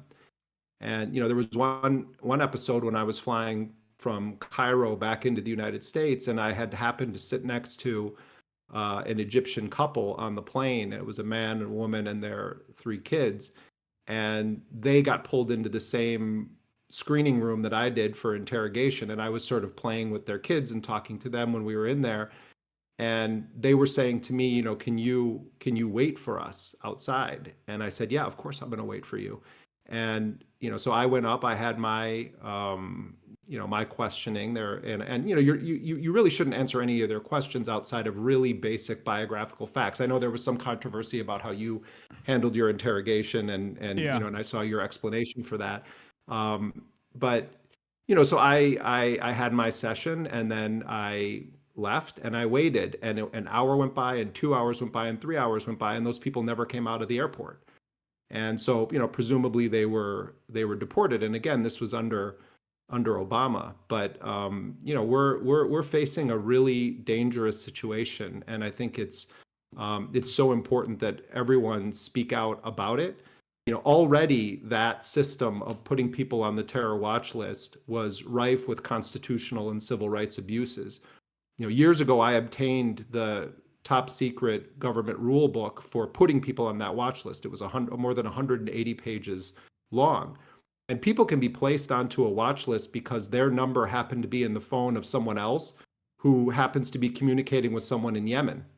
The standards by which you can end up on that list where you are, you're designated as being on the terror watch list, even if they don't suspect you of being at all involved in terrorism. And people may not know this, but what the position the U.S. government has taken is that you don't have constitutional rights in the airport. My friend Heba Jamal, who's a Palestinian American journalist, recently wrote about her. She lives in Germany. She recently wrote about her experience flying back into Newark, where she, an American citizen, was told that she needed to unlock her phone for the authorities, and that her husband, who is not an American citizen, needed to unlock his phone under threat of immediate detention and eventual deportation. And it's these are very, very serious issues. And if you think it can't come for you, you're wrong. It can come for you. Absolutely. So what? I mean, I have been listening to lawyers quite a bit on this about like how to potentially tackle that issue. Specifically, that was my red line in that in that interaction. Like I knew that as soon as they asked me to unlock my phone, that was when I was going to refuse, and it luckily never got to that. But it is an illegal gray zone. Airports are technically an illegal gray zone, I guess, which is part of the problem. And there's also the notion of material support and what constitutes for material support that they are very clearly trying to expand on and maybe even factor in constitutionally protected speech as material support. We saw this with what Marco Rubio stated in the apprehension and false detention of Mahmoud Khalil and numerous others. And I don't really know how to combat it beyond the fact that you just don't allow biometrics and say I refuse. You can't compel me to do this. And then demand legal representation, right? Yeah, I mean, look, there's different categories here. If it was you or it was me, we can be confrontational about asserting our rights. We're holders of American passports, and that puts us in a different category, certainly in the eyes of the Trump administration. I mean, they're still pushing forward with attempting to deport Mahmoud Khalil. Some judges, to their credit, have recently ordered freedom for other people who are being detained in what I think is clearly an unconstitutional manner. But if you're from a vulnerable population and your immigration status is not that you hold an American passport, and you then want to get confrontational with the authorities in the airport, you're going to potentially be in a world of hurt. And that's why I think it's important for those of us who have a more secure immigration status in the United States, if we end up in this position, to really assert our rights. But at the end of the day, it's the old adage that activists are all taught: you don't talk to the cops. Yeah. You don't talk to the cops, and they're going to tell you that you have no right to remain silent. They're going to tell you that you misunderstand the rights that you have there. It's better to take the heat on them there and just keep asserting you want to speak to a lawyer. No, you're not going to unlock your device. No, you're not going to answer questions about your opinions. I was always told by lawyers, you answer the most basic factual things. Where are you coming from? What is the address that you're going to? Basic biographical information that exists on your passport. They don't have any business asking you what you think of Donald Trump. Yeah. They don't have any business asking you who you talk to somewhere. And quite honestly, I think it's unconstitutional that they believe that it's perfectly acceptable to tell people, I'm going to open your phone and start searching through it. But they've done that. And unfortunately, courts have sided with this system for many years, and it's getting worse. Absolutely. I mean, this is in many ways, as you said, with Obama, this is the logical conclusion of the surveillance state and the expansion of the surveillance state, especially in the post 9/11 universe, like in the war on terror, and with the Democratic Party's inability or disinterest in actually scaling back these oftentimes unlawful search and seizure methods and setting precedents over and over again. To allow further violations of our civil liberties and our privacy. Yeah, I mean, there's another aspect to this too, which is, if I come back into the United States, and I've never really contemplated this outside of a few specific periods when there was a lot of heat on us because of certain journalistic projects that we're doing. I'm not setting foot in a U.S. airport with data on my phone. And I may not even. First of all, at a minimum, you should be completely wiping your phone clean. When you get to where you're going, you can download the data that you need, but you should not be walking in, with a phone full of all of your contacts and everything to that airport. And, there's some people that say strategically, I mean, you get into the weeds of this, they say, well, if you pass them an empty phone, what does that mean? So some people say, well, I'll put some photographs on the phone, but I'm not going to have any of my social media stuff. I'm not going to have my contacts on there. But at the end of the day, I mean, they're searching people's phones. They're trying to deny entry based on social media postings. They're using AI now to review everyone's history. And as a journalist, and I know we're going to talk about interviews with Hamas and other other groups, but journalists shouldn't have to think like they're spies. It should be a basic constitutionally protected aspect of journalism. There's a reason why journalists are specifically mentioned, that journalism and a free press is specifically mentioned in founding documents of the United States, because it's that essential to the existence of a democratic society.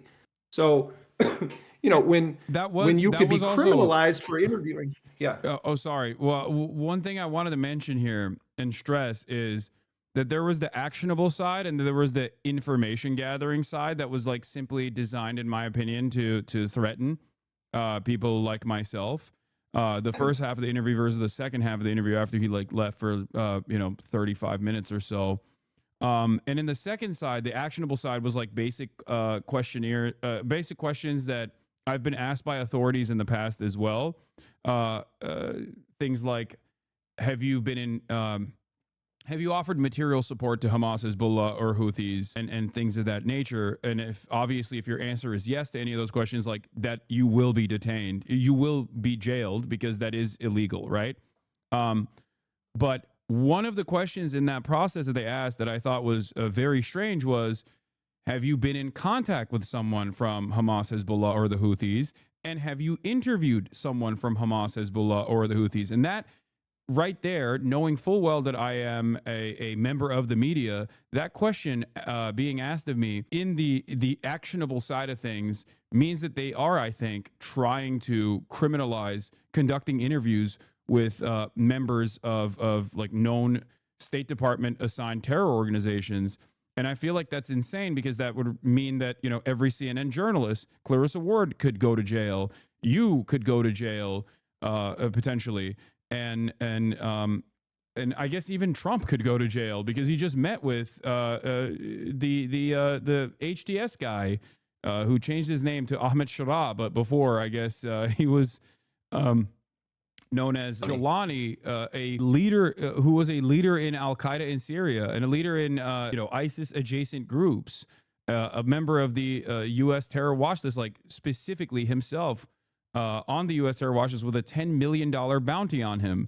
So who makes these rules up? Let's fly up to like 30,000 feet and remember something, that Nelson Mandela remained on the terrorism watch list for years after he was freed from Robben Island prison and became the president of a new independent South Africa. Yeah. And, so these designations and the use of the term terrorism has been so overused and abused to deprive it of any actual meaning. If we want to actually talk about what is terrorism in the world today, we can look no further than the Israeli actions in Gaza and in the West Bank. That is classic terrorism that Israel is engaged in. So when they say, oh, well, so-and-so is a designated terrorist, it has no actual meaning anymore, because terrorism is a term that is wielded by the powerful, often to apply a label to people that are fighting for self-determination or for liberation. It is a total abuse of the English language to apply that term to many individuals and groups that the United States and Israel apply that label to. So that's the first thing we need to recognize, and that many people have been designated as terrorists by the US state who actually are freedom fighters. It's not that there aren't people on that list who have conducted acts that could be legally categorized as terrorism. Yeah. But they've used it so much that it actually is meaningless. And Exhibit A of terrorism in the world today is the US client state of Israel and its war of mass extermination against the Palestinian people. Yeah. Also, even Luigi Mangione, when you talk about like domestic figures, like Luigi Mangione is currently being tried for being a domestic terrorist.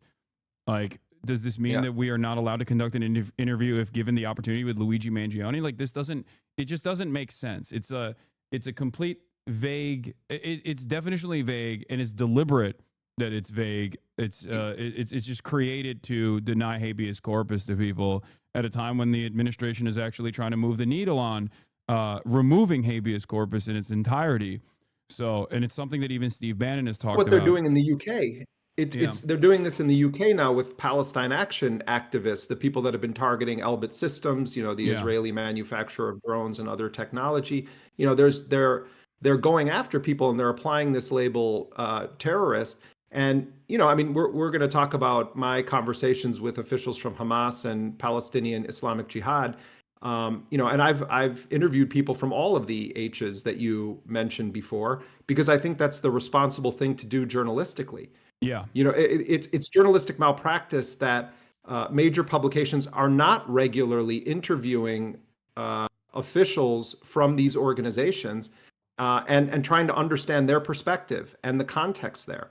Simply talking to officials from Hamas or Islamic Jihad or Hezbollah is not an endorsement of those individuals. It's called basic journalism. That's really the first principle that we need to put on the table. It's not that CNN doesn't interview Hamas officials or the New York Times doesn't interview Hamas officials, but generally it falls into a basic pattern, which is that no matter what is happening in Gaza, no matter what's happening in the ceasefire negotiation process, you have a Hamas official interviewed by a Western journalist, and all they want to do is relitigate the events of October 7th. And often the questioning includes outright lies or falsehoods about the events of October 7th. So that's what you typically see these officials subjected to when they do agree to go on, whether it's BBC or it's CNN or other news outlets, or in the case of the New York Times, they'll conduct a lengthy interview with someone from Hamas, and then they'll just use like 2 sentences of it. And usually those 2 sentences are meant to kind of bolster the case that they're making by talking to all of their Israeli sources. So that's basically the thrust of what we get in the media. But what the US learned, and what Adam Boehler, who was one of Jared Kushner's college roommates, was Donald Trump's special envoy on hostages. He goes over and he meets with Hamas officials. And I actually then met with the 2 main Hamas officials that met with Adam Boehler. And I talked to them at length about what it was like speaking with Adam Boehler. And they said that Boehler kept telling them, you guys are so different than I imagined, that I had been led to believe.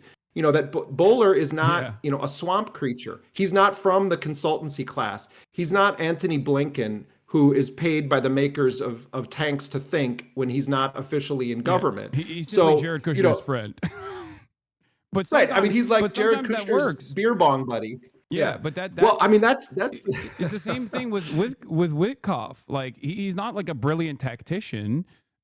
He's not a guy who's been inundated with like American foreign policy attitudes like Blinken was, but he has forced Israel to make concessions that Israel seemingly never took with the previous administration due to his lack of interest in abiding by U.S. standards up until that moment. Like sometimes that is what takes.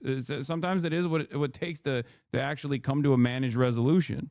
Well, also just on a factual level, from the beginning of Netanyahu's declaration of his war of annihilation against the Palestinians of Gaza, he sought to portray Hamas as akin to ISIS or Al-Qaeda.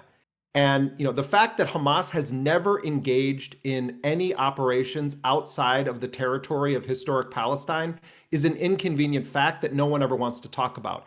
Whatever you think of the historical methods that have been used by the Palestinian resistance since the first Palestinian Intifada, around the time when Hamas was formed, the fact is that this is a national liberation struggle that is using means of violence to try to achieve a political objective. And so if you want to talk about Hamas and its tactics or its methods, at least have your starting point be based on accuracy. Have your starting point be based on facts. And so, Netanyahu went to great lengths to say that Israel is fighting for the very existence of Western civilization itself. It is complete nonsense, complete propaganda, but clearly it is believed by so many people in power in Washington. And so when that is the setup, and that's what you're told constantly, and the US has this slavish devotion to the Israeli narrative, and then a kind of normie like Adam Boehler ends up in the room, he immediately starts to feel this discomfort inside of him because he's saying, well, wait a minute, why aren't they trying to put a hood on me and film a beheading video with me? Or why aren't they talking about death to Jews? Why is it that they're pointing to a 2017 charter that says that Hamas is not going to stand in the way of a two-state resolution if it's the will of the Palestinian people? The whole mythology gets dismantled. And so Boehler has these meetings with, I'll tell you one funny thing. When I was spent a lot of time speaking on background with Hamas officials, and then I did some, I recorded on the record interviews, but a lot of it was just sort of talking to them on background, trying to understand their perspective on the current negotiations, on what's happening with Trump, on Netanyahu's threats to conquer and seize all of Gaza. But it comes up at one point where they were saying, the Israelis really tried to destroy Boehler after he met with us, and they did. Ron Dermer and these guys lost their minds, and they were smearing him. And, the first question that he's asked by Jake Tapper on CNN is basically, what was it like to sit with unrepentant Semitic people who just want to murder Jews? That was basically the opening question from Jake Tapper, who is a major facilitator of the genocidal narrative on behalf of the Israelis. That's his main role that he's served over the past 19 months. So that's the opening question to Adam Boehler. And then he's just getting attacked. And then these Republican senators start going after him and they want him removed. But Trump doesn't remove him. It seemed like maybe he was going to be gone. But then I'm talking to Hamas people and they're like, how come Boehler got put back into play? And I was like, well, he was one of Jared Kushner's college roommates and he's a close friend of the Trump family. And they were like, what? They didn't know that Boehler had that family connection to Trump. I'm telling that story as just a vignette because it's sort of a surreal thing that played out there. And then Boehler goes not only on US TV, but on Israeli television, and he pretty accurately describes what Hamas's answer is to the question of what is your resolution to all of this. And he says Hamas is proposing a multi-year all-for-all deal with Israel, where they would have what's called an Arabic a hudna, a long-term truce, that they would release every single Israeli captive. They would want huge numbers of Palestinian hostages released from Israeli custody. There are upwards of 10,000 Palestinians, and among them women and children, and a couple of thousand people from Gaza who were kidnapped and held hostage explicitly for the purpose of exchanging them in these exchange deals. So Boehler goes on Israeli television and US television, and he's pretty accurately describing what Hamas's position is. He even so said from they're there, not beasts. To Jake Tapper, I believe, as well, which is the worst. Yeah, the whole thing. person to They're say. going to have horns growing out of their head. But so then the most recent thing that happens is, so the Israelis. What I was told by Hamas was that the next step in this was going to be that they were going to have a direct meeting with Steve Witkoff, who is the envoy for Donald Trump's golf buddy, who's now in charge of ending the Ukraine war and dealing with the Gaza ceasefire negotiations. And so the Hamas assessment was that the Israelis, by smearing Boehler and making this big deal about it, and they were the ones that made public the fact that the U.S. had done these negotiations, that they sabotaged then this direct meeting with Witkoff. And so then what happens is March 18th comes and Israel resumes its scorched earth bombing of Gaza. And to this moment, they've killed almost 3,000 Palestinians. Since Israel unilaterally broke the ceasefire and resumed the terror bombings of Gaza. Today alone, more than 80 Palestinians have been killed since dawn this morning. There was a horrifying attack on yet another hospital, supposedly in the name of trying to kill Mohammed Sinwar, the most senior commander now of Al-Qassam brigades, the armed wing of Hamas. And the Israelis will use, we're trying to kill this commander, and in the process it's okay if we mass kill dozens of other people and burn women and children alive in tents. So Israel then goes full scorched earth, but then last weekend, out of nowhere, the sort of diplomacy intensifies, and we hear that a deal has been reached to release Idan Alexander, who is an American citizen who was in the Israeli military. You know, much of the coverage of Idan Alexander, this 20-something from New Jersey, has portrayed it as though he was at the Nova Music Festival and was just like at a rave or something and then got kidnapped by, you know, terrorists. Let's put facts on the table here. Idan Alexander, an American citizen from New Jersey, enlisted in the Israeli military. He was in the Israeli army, active duty, on October 7, 2023, when he was taken captive by Palestinian fighters at a military base that is used to constantly mow the lawn, as they say, in Gaza.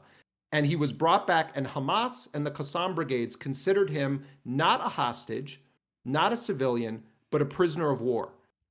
Idan Alexander was the first male soldier released since October of 2023 by the Palestinian resistance, and it came about as a result of direct negotiations by the Trump administration through mediators, Egypt and Qatar, with Hamas. This is an extraordinary, whatever anyone thinks about Trump, there are extraordinary things happening right now and happening in the Gulf. Things that never in a million years would the George Bushes or the Joe Bidens or even the Barack Obamas of the world have done. Trump not only authorizes direct negotiations with Hamas, and not only on the issue of American hostages, but a comprehensive discussion with his envoys. He also makes a deal with Ansar Allah, commonly known as the Houthis in Yemen.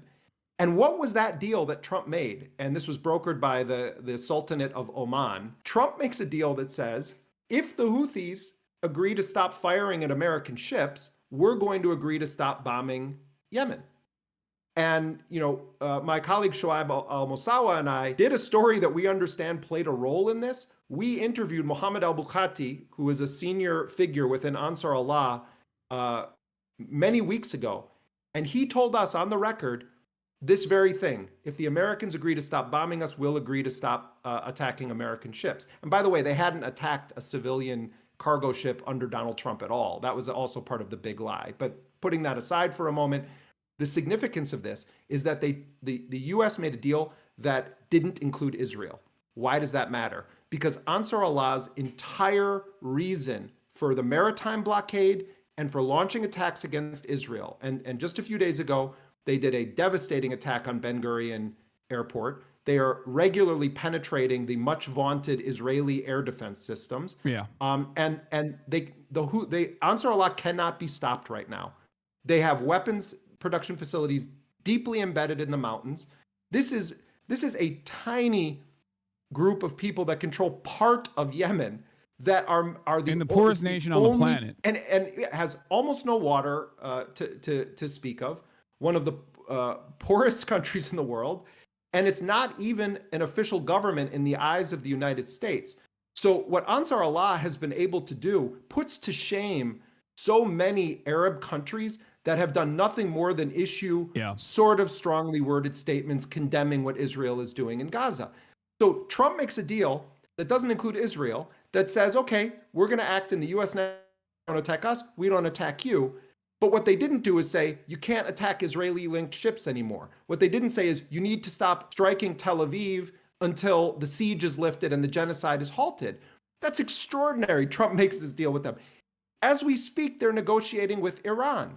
You know, there has been a sea change in the posture of Trump from his first administration to this one, where the whole point of the first administration was, let's build a coalition that hates Iran and try to normalize all of these agreements between Israel and Arab nations. And now Trump goes and he denounces neocons, he denounces the interventionists, he makes statements that are almost unheard of in the context of post-war on terror, post 9/11 American posture in the world. And, you know, I don't mean to be heaping praise on Trump. I'm just factually recognizing that there are events happening that are extraordinary right now. And at the heart of it is Trump's willingness to sort of talk to anybody.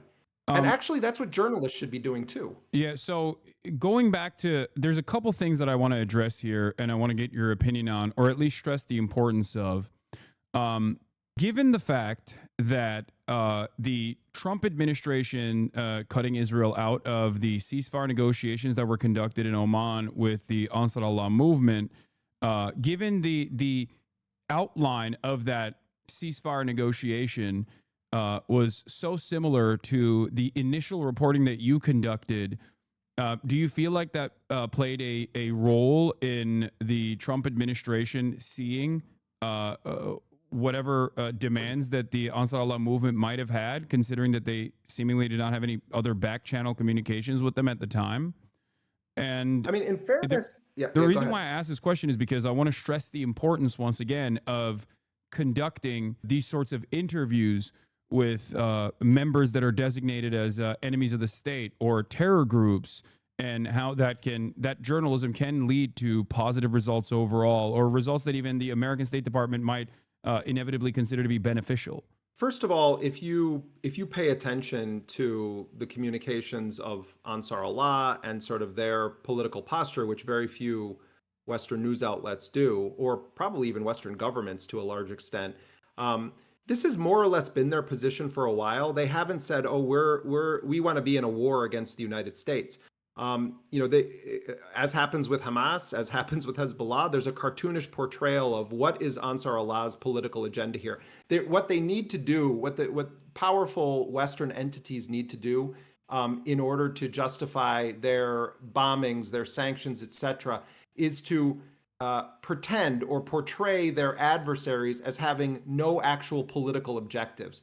Ansar Allah has a very clear political objective with what it's doing in the Red Sea and what it's doing toward Israel. They opened a solidarity front because of the Israeli genocide, and they have said that they're taking their lead from the Palestinian resistance on the ground in Gaza, and that and they have kept their word. When the Palestinians have engaged in a ceasefire or a truce with Israel, Ansar Allah lifts its blockade and respects the ceasefire. When Israel imposed a full spectrum blockade on March 2nd, the Houthis gave Israel a 4 or 5 day warning and said, if you don't lift this, we're going to resume our blockade. And then the day came and the head of the Ansar Allah movement gave a speech and said, it's back on again. So let's not pretend they're irrational or that they don't have a political agenda or that they don't have a basis that much of the world understands for the actions that they're doing. They're doing the only thing that a tiny, disempowered country like Yemen could do, and it's remarkably effective. Yeah. So we were aware that this was being said by Ansar Allah and felt that this needs to be known by a wider audience of people. And so Shoaib was able to get in contact with Mohammed al-Bukaiti, did an extensive interview, and people can read the interview, in which he says quite bluntly, I do have a message for Donald Trump, and the message is, we don't want to be in a war with you. Our objective has to do with Israel and its genocidal war against the Palestinians of Gaza.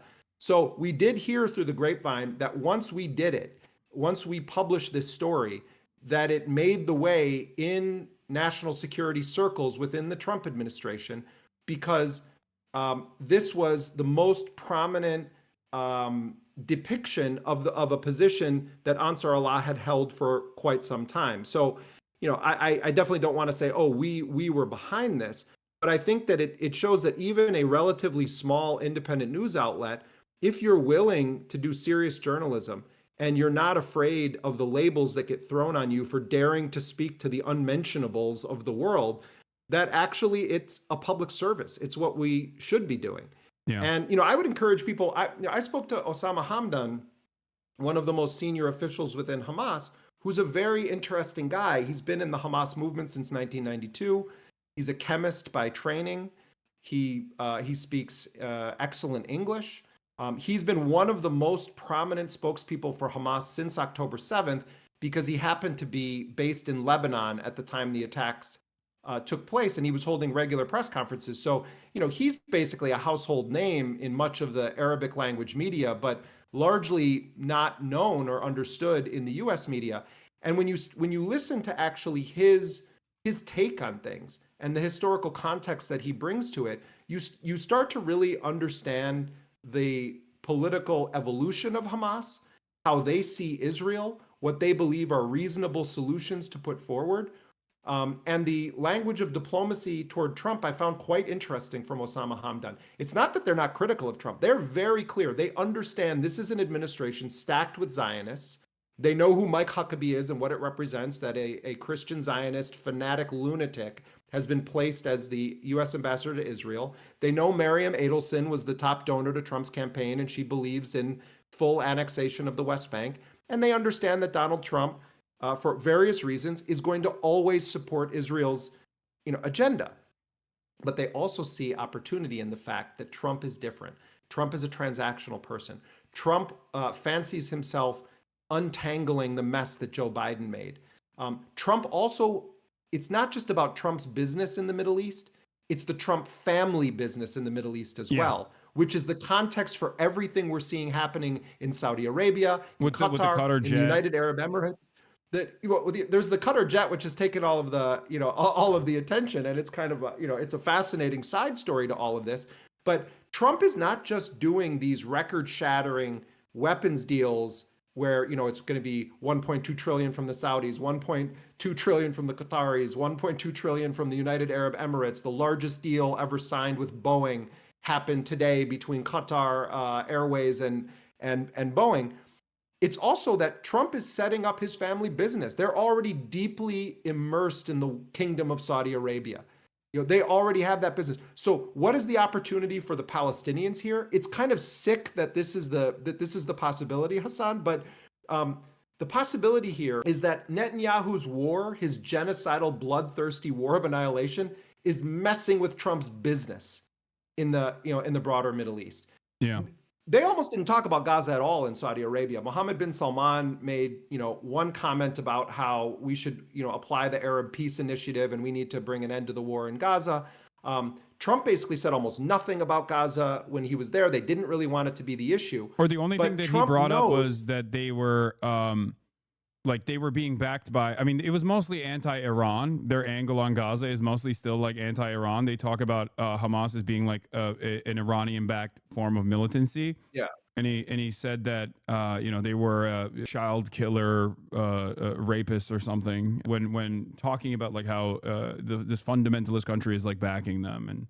And that was pretty much it.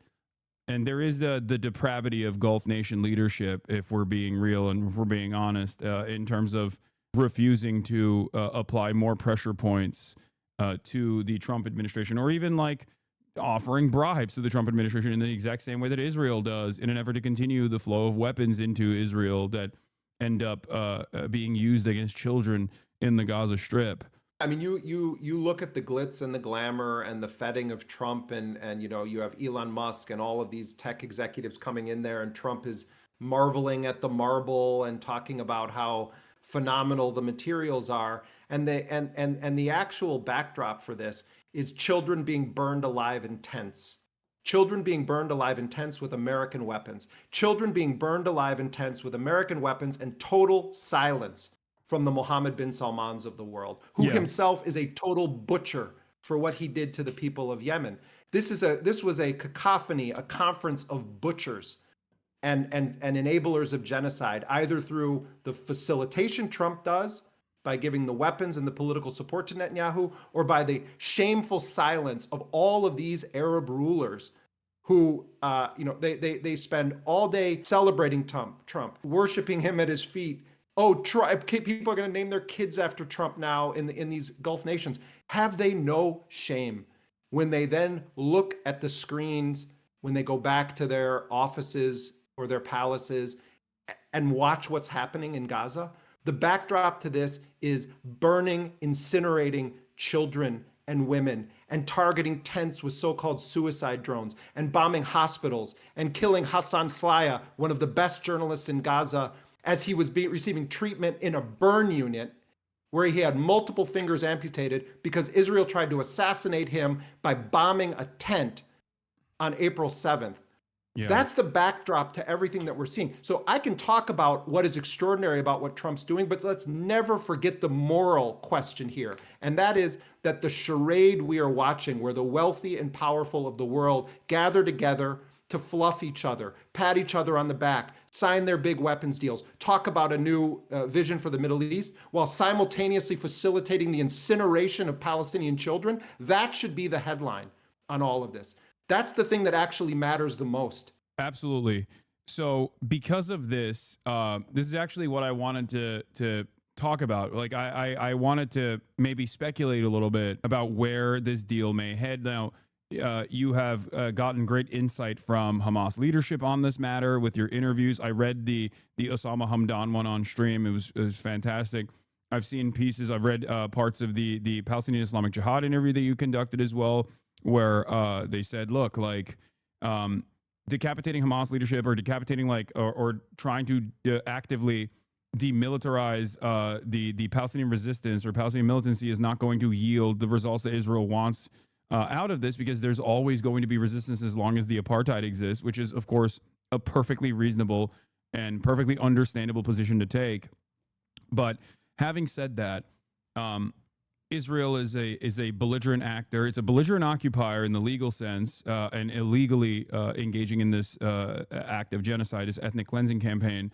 But outside of that, Israel is a very entitled actor in the global stage as well. And it seems like even whenever Israel feels betrayed, or whenever Israel feels unsafe or angry, I feel like the Palestinian population is punished the most. They are significantly more restrained when it comes to their retaliation to Iran, for example, as opposed to their retaliation, or even as opposed to their retaliation in southern Lebanon, which was obviously not as restrained as Iran, but significantly more restrained in comparison to Gaza. And it's obvious that incurring penalties for their actions is the only lesson Israel responds to, is the only language Israel responds to.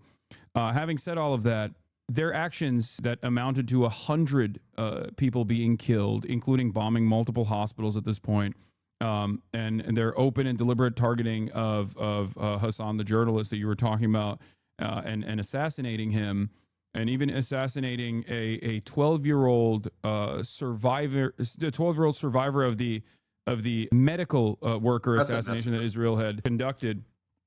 All of this happening in the last 48 hours, I think, is because Israel is angry and frustrated that by the conclusion of this Trump trip into the Middle East, that Trump may end up forcing them to stop this genocide, or at least like have a more reasonable conclusion than what Israel's demands are, which is complete ethnic cleansing, hostages being secondary, not even like the extraction of hostages not even being a main focus, now admitted by Benjamin Netanyahu. For all of these reasons, do you believe that the Trump administration, especially considering what Israel did after the Idan Alexander release, the prisoner of war release, for only a demonstration of good faith by Hamas and Israel's retaliation in the process, do you believe that the Trump administration is actually going to push for a long-term reasonable conclusion here?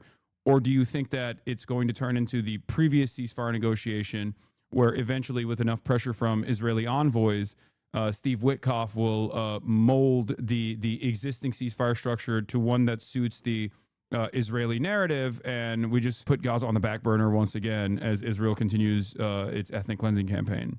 I mean, this is you raised a lot of questions here, and there's one central thing you're asking me, which is to sort of speculate or give an educated guess, which I'm not in the business of doing, but I won't. I will share with you some thoughts based on all the things you put on the table there. I think the most likely scenario in the short term, first of all, there always is the possibility that Trump decides, I'm going to let it keep burning, for another period. Like I created enough momentum around this and discussion, and I had Bowler and Witkoff in Qatar, and Hamas is being obstructionist and they're not agreeing, and that may even be the most likely thing, that Israel just continues forward with its scorched earth bombing, and then they try to pull off this so-called humanitarian aid program that Trump and Netanyahu have been kicking around, that involves American mercenaries and a fake sort of foundation that's being created. And Netanyahu is saying that they're already issuing more forced displacement orders, including in the area around Al Shifa Hospital tonight. and which anytime Israel does this, it's followed by horrifying bombings. So what may be the most likely scenario is not much happens, that Netanyahu then intensifies the attacks further. They try to push hundreds of thousands of Palestinians once again, cram them into an ever-shrinking killing cage in the south, put this dystopic quote-unquote aid distribution plan in place that has no tie whatsoever to a ceasefire. And you just have a continuation of the war of annihilation for another several weeks, several months, until there's some momentum or some reason why Trump gets interested in this again. That could happen.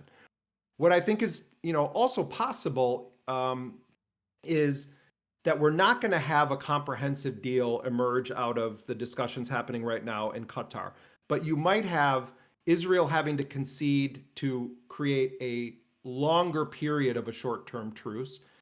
And also Hamas will not agree to a short-term truce. They were very clear with me about this. Unless it has a path to a framework that has clearly defined terms for ending the war and a full withdrawal of Israeli forces.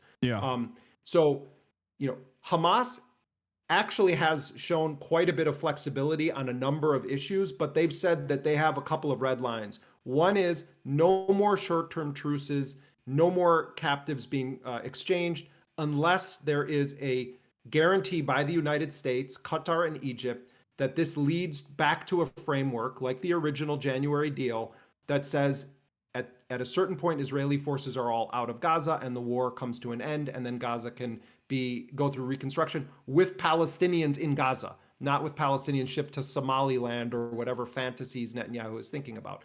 It's possible that we're going to see something that is not great, but does pause the genocide. And maybe instead of it being 40 days, it's going to be 70 days or 90 days. And then the scramble will become, how do you now prevent Netanyahu from just doing what he said he's going to do, which is, even if we sign an agreement, I'm going to go back in when that agreement is done and burn Gaza back to the ground again and again and again, and keep pummeling an already dead body. And, they're bombing. Look what they're bombing. They're bombing places they've bombed. They're bombing people in tents. Their Israeli reporting today indicated that of the almost 3,000 people that are confirmed to have been killed since March 18th, these are civilians, uninvolved combatants. It's even by Israeli media standards that the IDF is indicating this. So, we're witnessing something so unspeakable, Hasan, so unspeakable in the world right now that we all should be ashamed that this isn't what we're consumed with every waking moment. So maybe there is going to be some deal. Maybe Trump's pressure is going to be saying to Netanyahu, you are going to concede on these two issues, and we're going to kick this issue of Hamas disarmament down the road that you keep insisting on. Because the other point that Hamas makes is they're not just trying to take Hamas's weapons. They know that there's been a massive degradation of the weapons in the hands of the resistance. And let me remind people, you have a smart audience, but let me remind people, most of the weapons used by the Palestinian resistance are manufactured in Gaza. They're making their own bullets. They're making their own sniper rifles. They're making their own grenades. They're making their own rockets. The October 7th attacks were under a complete embargo, mind you. Right, under a complete embargo. And one of the spectacular, and I mean this in a kind of historical context, aspects of Operation Al-Aqsa Flood was that it was done with technology that was domestic within Gaza. Overwhelmingly, the weapons that were used in the single most devastating attack against Israel since the 1948 Nakba, which, by the way, we're now recognizing Nakba Day, the creation of the state of Israel and the beginning of the campaign of mass expulsion and extermination of the Palestinians. So, when we talk about Hamas disarmament, Israel knows that this is an outrageous issue to raise, that they're putting Hamas in a position of then pretending that they're saying, well, we're not going to put down our guns. Hamas is in fact saying we're not going to put down our guns, but they're not saying it as like the Hamas militia. What Hamas's point is, every point in history when the Palestinians have agreed to any form of disarmament, it's followed by them getting slaughtered by the Israelis. And by the way, Netanyahu's not just saying Qassam brigades and Saraya al-Quds, the armed wing of Islamic Jihad, that they have to put down their weapons. Netanyahu is insisting on a demilitarization of the entire Gaza Strip. That is the end of the Palestinian liberation struggle if there is demilitarization of the Palestinian resistance. Whatever anyone thinks about Hamas or Palestinian Islamic Jihad, the issue of the right to armed resistance against Israel remains one of the most popular issues in all public opinion polls across the Palestinian spectrum. So he says, you must disarm and Hamas must leave Gaza. Okay, Hamas says, look, we don't need to be the government in Gaza. In fact, I've had multiple Hamas officials say to me, it is an albatross around our neck that we're the government. These guys were elected in 2006, and then there haven't been elections since then. And you've got crooked old Mahmoud Abbas, the head of the Palestinian Authority, who has single-digit popularity ratings, who's widely viewed as a collaborator with Israel. Yeah, firmly a part of the Israeli security apparatus, and also the second and he puts least, in a deputy. Yeah, and the second least popular entity in the region, according to Palestinians, after Israel, like very close in its unpopularity to Israel. And remember, as Gaza is burning, the war against the Palestinians of the West Bank has been escalating, not just from armed settlers backed and facilitated by the Israeli state, but also the Palestinian Authority security forces cleared the way, attacking Palestinian resistance forces for then an Israeli invasion. The most significant forced displacement campaign since 1967 has been underway in the occupied West Bank, and it was aided and abetted by Mahmoud Abbas. So what is happening in Gaza is that Hamas has been the government for 2 decades. And people were fed up with basic governance in Gaza even before October 7th. One Hamas official said to me lately, can you imagine what happens in our society when we don't meet payroll, when we don't pay people on time, when the trash is piling up? It's the same. Palestinians are the same as everybody in the world. Most people are not generally too happy with their government. So from their perspective, they're saying we don't need to be the government. But what's going to happen is that Israel has painted Hamas with such a broad brush, and the U.S. has bought this line, hook, line, and sinker, and so has much of the Western press, that at the end of the day, when you say we're getting rid of Hamas, it's the same level of brilliance that existed when George W. Bush and Dick Cheney invaded Iraq and did their de-Baathification program. When you fire all of the civil servants because they happen to have been affiliated with the former government's political party or the single party system that existed in Iraq, that means you're firing the teachers, you're firing the postal workers, you're firing the doctors in many cases, you're firing the people that are the paper pushers that nobody ever thanks or sees what they do.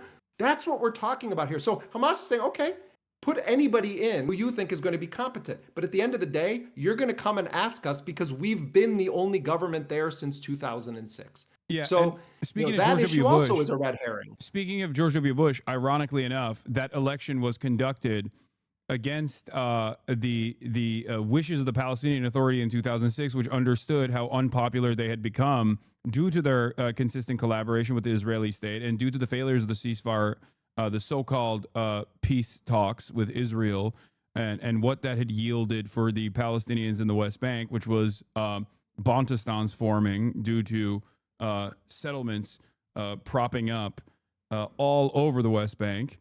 And that was a Bush gift as well to force an election in all of historic occupied Palestine, which of course Hamas was seen as a anti-corruption party, which led them to win over the Palestinian Authority and Fatah. Well, and remember that. I mean, I'm glad you're bringing this up because remember that Ismail Haniyeh, who was assassinated last summer in Tehran, Iran, who was the political leader of Hamas for a very, very long time, was supposed to be the prime minister of Palestine. And, there was a civil war between Hamas and Fatah, and Hamas consolidated its control of Gaza. You had international sanctions, right? American facilitated coup. And the United States and other Western countries decided very swiftly that an election that actually Jimmy Carter, had observers on the ground for, that the wrong people won the free and fair election. And so we're going to punish them. We're going to collectively punish them. So that's when they implement this sweeping blockade around Gaza. They start the policy of intense collective punishment.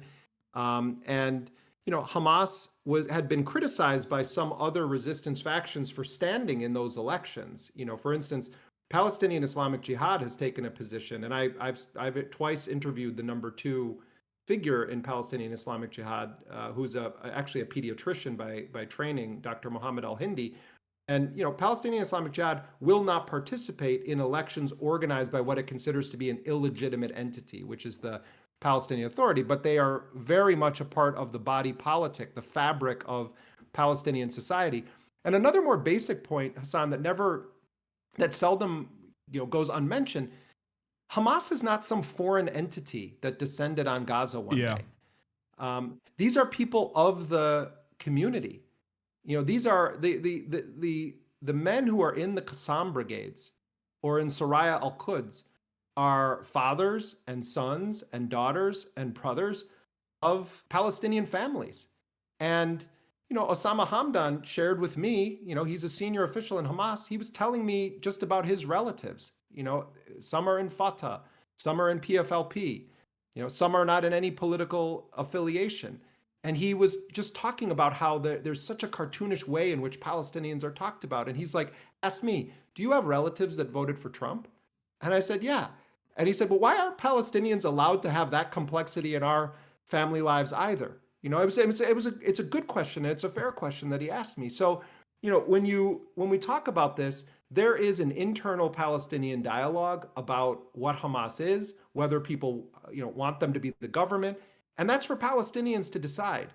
But what we're watching is a lie-filled narrative that distorts facts, that necessitates a portrayal of Hamas as being so beyond the pale, akin to Al-Qaeda and ISIS, that the only solution then is to mass murder everyone. Yeah. So when Israel says Hamas must leave Gaza, what does that mean?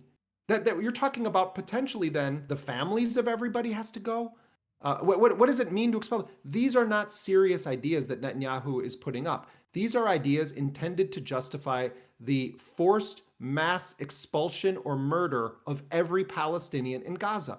If Hamas was to say, we will agree to demilitarize the Gaza Strip, they would essentially be surrendering on behalf of 76 years of Palestinian history and people. And it's why the most recent public opinion polling of Palestinians in both Gaza and the West Bank has shown that most Palestinians support Hamas's position in the negotiations on issues such as disarmament, and issues such as surrendering to the Israelis or making a deal to release the captives without a firm deal to end the genocide. Yeah, absolutely.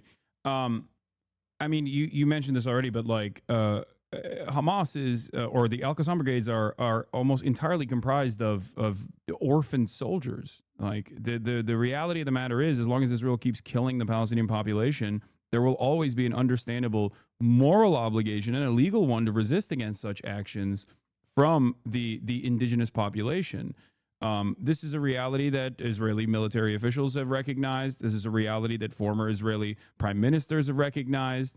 This is a reality that Shin Bet officials have recognized as well. They have a legal right to resist against this unjustifiable occupation that is conducting a genocide right now. And I think going back to the importance of your journalism, the importance of journalism in general, that seeks out the truth by talking to the groups that are considered terrorists by the state. I wanted to juxtapose your work with the way that the current mainstream press and legacy media operates, where I think they play a formative role in trying to get Americans to consistently refuse their better judgment when they see dead children on their timeline, on their social media feeds, or all of the pain that Palestinians are subjected to, by trying to create this unworkable position where some Americans will recognize that there is a genocide going on and it's heinous, but also simultaneously say, well, any kind of group resisting against said genocide is actually wrong still, and that you shouldn't even talk to them, and that the discussion should never revolve around them behaving as rational actors, let alone rational actors with a, regardless of tactics, rational actors with an overarching desirable goal to end this occupation and to end this genocide. And that is something that you alluded to in the beginning when you talked about how Western press will often immediately demand Hamas condemn its own campaigns or its own operations or itself. And I feel like this is thought terminating, and it's somewhat successful. That's why you arrive at people that, on the one hand, will say, yeah, what Israel's doing is really messed up. But you know who's really also messed up? Hamas. You know, I mean, this is the whole history of armed resistance against established power or against colonialism or against apartheid, that you must portray anyone who uses armed force to try to overthrow your system of oppression is a terrorist. I mean, this is also the way that Black Americans who rebelled by force of arms against slavery were characterized at the time. It's how indigenous people in the United States were characterized by European settler colonialists who began to expand their occupation of native lands in the United States. It's a story as old as war itself.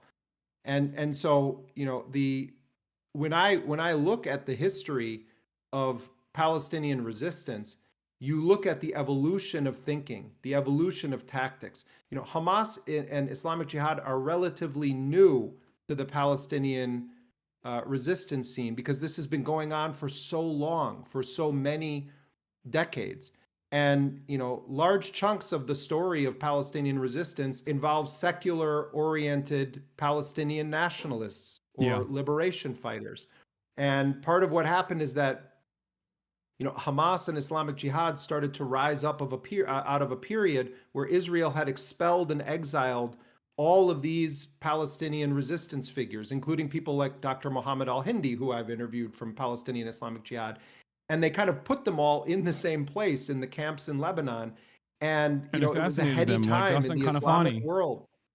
And then there's also that component, which is that they're constantly assassinating any Palestinian that rises up and has an ability to be a uniter of the Palestinian cause. It's why Marwan Barghouti continues to rot in a prison cell, because the Israelis fear that that figure, who is not from Hamas, he's actually from Fatah, but he's number one on Hamas's list of prisoners that they want freed in these exchanges, and has been from the very beginning. That terrifies Israel, and that's why Israel assassinates and imprisons Palestinians that it believes pose a threat to its colonial apartheid occupation regime. But the story of, you know, of Palestinian resistance is not one of terrorism. It's one of justifiable armed insurrection against a settler colonial state. And there are chapters in that story that you can talk about and say, well, what about blowing yourself up on a bus full of civilians? You can have debates about those tactics. And, you know, right now is not the time to do that, but certainly those are relevant discussions to have. But I'm sorry, that's one tree in the forest. The forest is a story of a people who were punished because of Germany's mass murder of Jews and other minorities in Europe. And Western powers decided that they were going to steal the land from the Palestinians and impose a European colonial settler state on that territory. And then they were going to say, we're going to demonize anyone who was indigenous to the land that dares to challenge what we've just done to them. That's what the British did to the Irish. That's what the settlers did to the indigenous Native American population. That is the story of colonialism and the story of armed resistance. So don't believe, this is an epic lie that has been told over these past 19 months and these past 77 years. An epic lie has been told about the motivations and political objectives of the Palestinian resistance. Their objective is self-determination. Their objective is to expel occupiers. Their objective is to achieve the same rights of any people on this planet. That's their objective. You can debate tactics. That's fine. That's legitimate. But let's not pretend that that is the story. The story is the genocidal regime that is mass murdering Palestinians right now because they've had the audacity to commit an act of resistance, which as a Palestinian means you've taken a breath on planet Earth. You've dared to live. Yeah.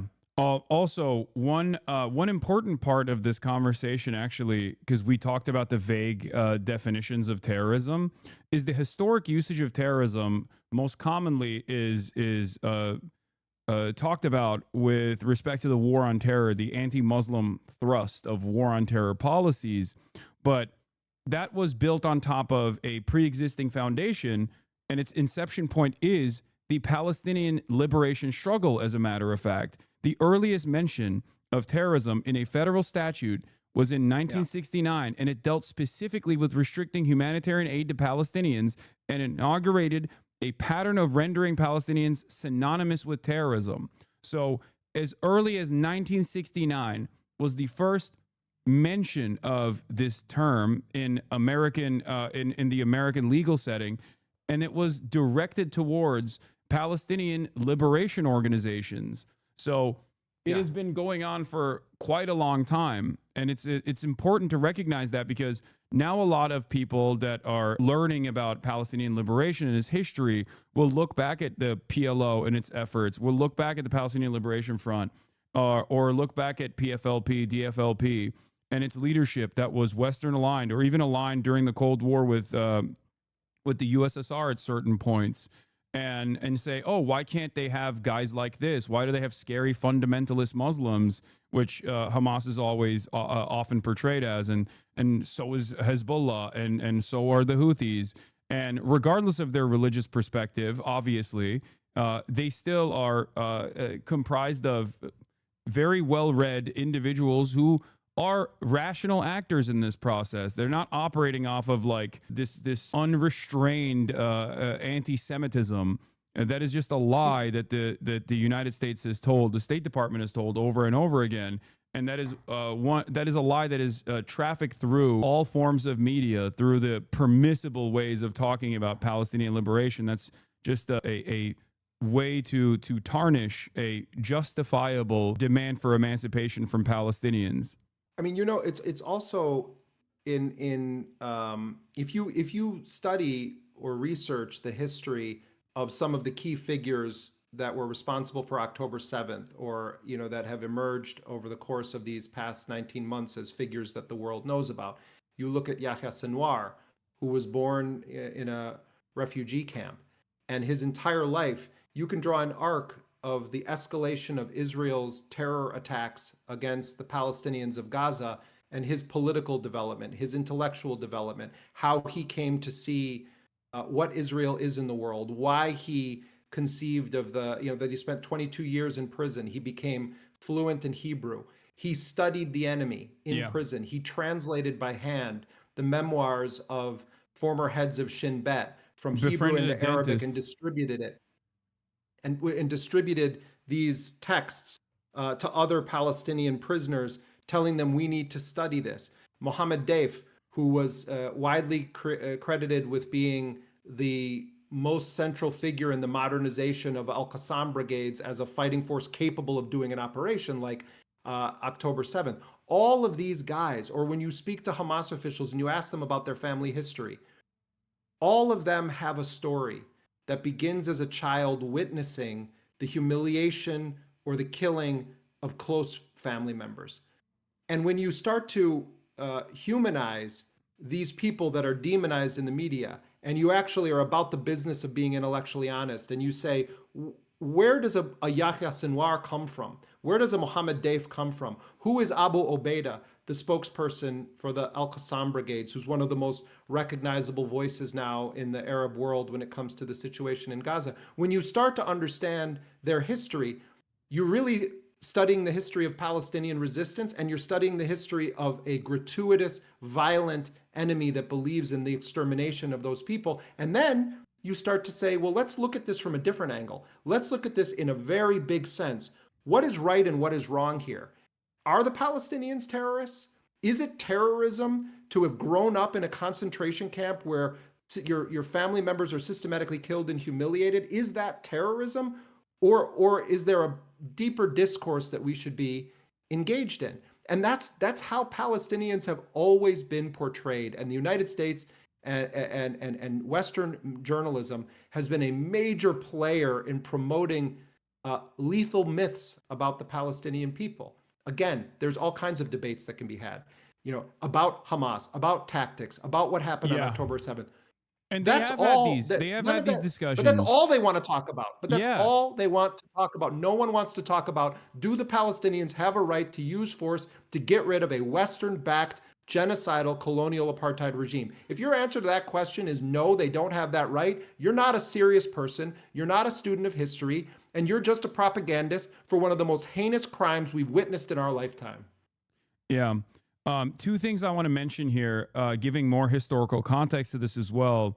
Other friend of the show and also Palestine historian, Zachary Foster, who conducted, I believe, his PhD in Princeton, has written extensively on the Palestinian militancy, specifically lasering in on Hamas and its tactics and how its tactics have evolved, where he says the violence committed by the Israeli military in Gaza during the first year of the Intifada, where 142 Palestinians were killed and 0 Israelis were killed, was the same time that Hamas officially transitioned from a charity organization, because it was an Islamic charity, a Muslim Brotherhood cutout that simply worked in charitable works, and it turned into a militant group.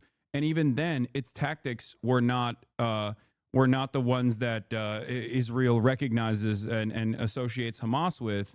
The militant violence was almost entirely still directed towards the members of the military and police forces within Israel. And then after the second Intifada, or before the second Intifada, rather, given the very famous act of terror conducted by a Kahanist terrorist, Baruch Goldstein, that was when the Palestinian resistance, or at least some militant factions within the Palestinian resistance, including Hamas, started changing their tactics to also target civilians.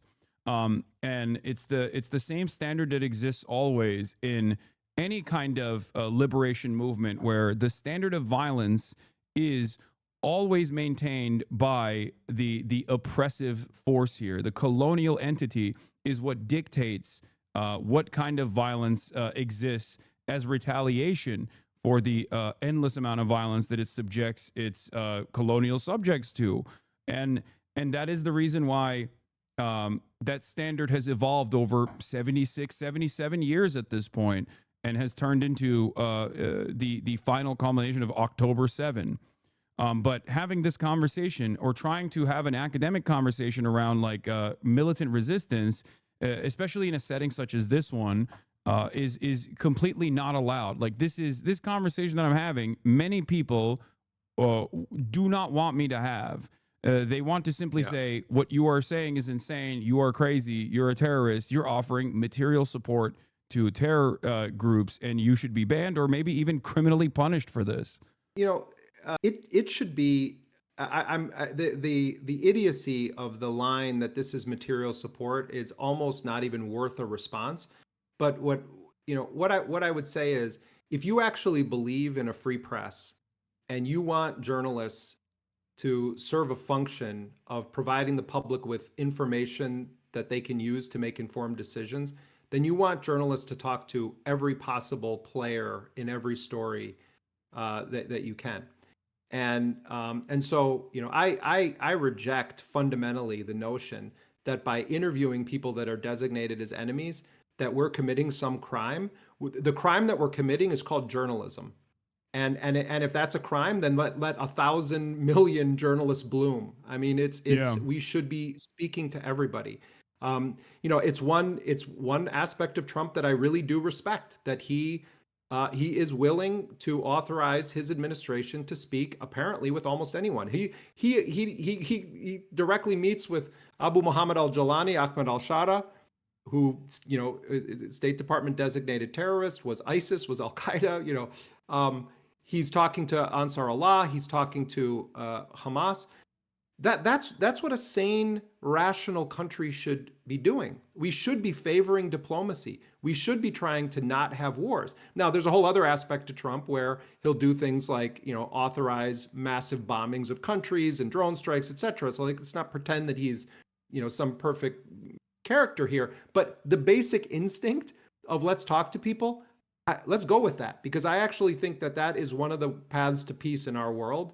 But this accusation of material support because you're talking to people or you're explaining context or you're trying to correct the record is very dangerous, particularly because of what's happening in the United States right now, where there is this attempt to criminalize criticism of Israel and to conflate criticism of Israel or Zionism with anti-Semitism and to try to make that by fiat the law of the land in the United States or by law. You know, there's enough Democrats that are down with this program that it becomes very, very dangerous. But at the end of the day, what you try to do with your show, what we try to do with our journalism, is to not bend the knee ever to the powerful on any of these questions.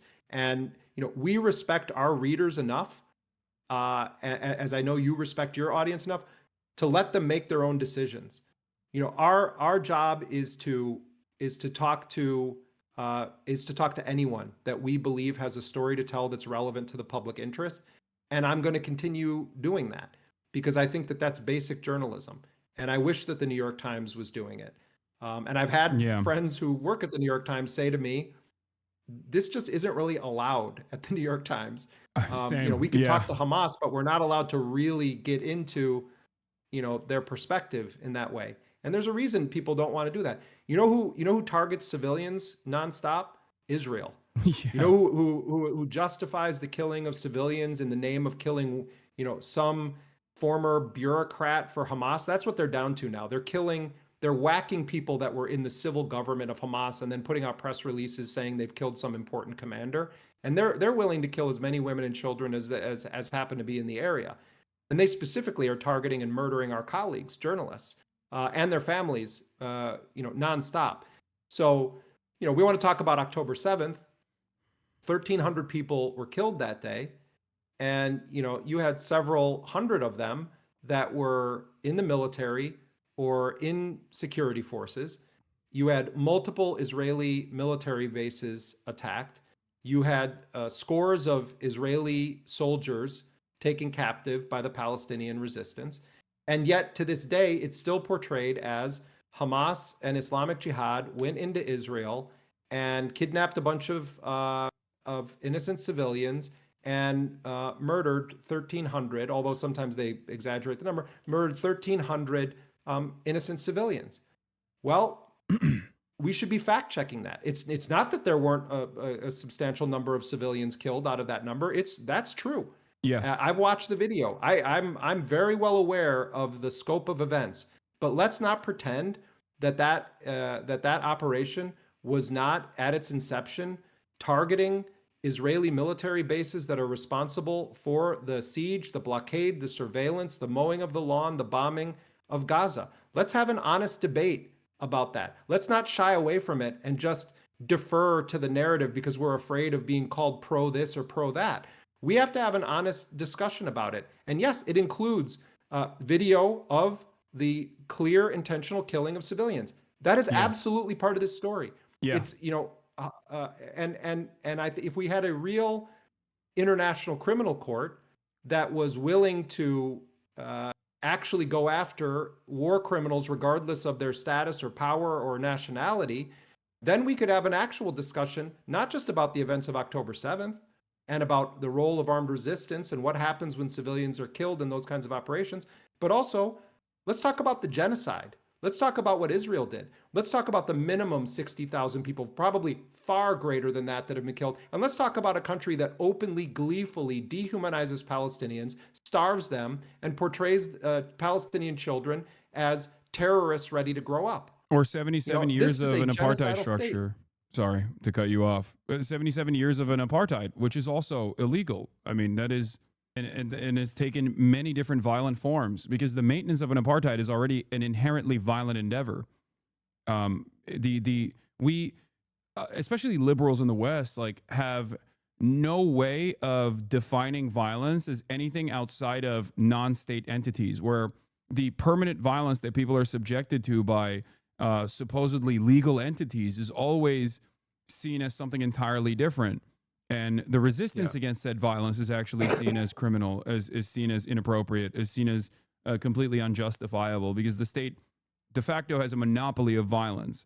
And in this circumstance, Israel gets to use its own legal structure to continue to continue enforcing this cruel regime upon the indigenous population of Palestinians. Yeah, it's I don't know how much more time you have. I know it's late over there, but this was a. So I have to roll. I love being with you, man, but I got to roll. I know this was an incredibly enlightening conversation. Thank you so much, Jeremy, for coming on as always. I love your crew, man. You know, every time I've ever been on your program, I get like really nice, kind communications from your crew of people, and it's you have a special audience. And you know, if people are able to support Dropsite, I mean, first of all, we don't ever put anything behind a paywall, so if you don't have the change in your pocket to support us, it's completely fine. You're not going to like not have access to our content, but it is how we fuel our journalism. And if people aren't super familiar with us, we also put a premium on trying to work with and help develop reporters from on the ground in Gaza, in Lebanon, in Syria, and and elsewhere. And yeah, so but much gratitude to you, Hasan, and to your whole crew here. All right, thank you so much for coming on, Jeremy Scahill, everybody. Bye. All right, that was Jeremy Scahill of Dropsite News, formerly The Intercept, one of my favorite journalists. It's I stress this a lot, but it is quite remarkable that a person that I have so much respect for, a person whose journalism and a person whose work has guided my worldview and have been so important throughout at least my adolescent years, I can just frequently have on the broadcast now. It's pretty crazy. But yes, they do fantastic work. And I highly recommend you go and subscribe to Dropsite News. You go to dropsitenews.com/Hasan for 20% off. And yeah, that's it. Scahill confirms chat is part of the crew. Don't get any weird ideas. I hope you guys understand why I talked about the importance of the work that he conducts as well, given that there are so many fucking morons out there who keep talking about like, oh, well, you're fucking offering support to terrorism. You're offering support to terrorism. Yeah, you're a fucking moron. Okay. And I am still grateful that there are reasonable people in even the places that I am able to be platformed on that recognize that what I'm doing is not as black and white as some of the dumbest slop tubers would present it as. So, if you haven't already, MSNBC social team will be reaching out to you shortly. Wait, what? For what reason?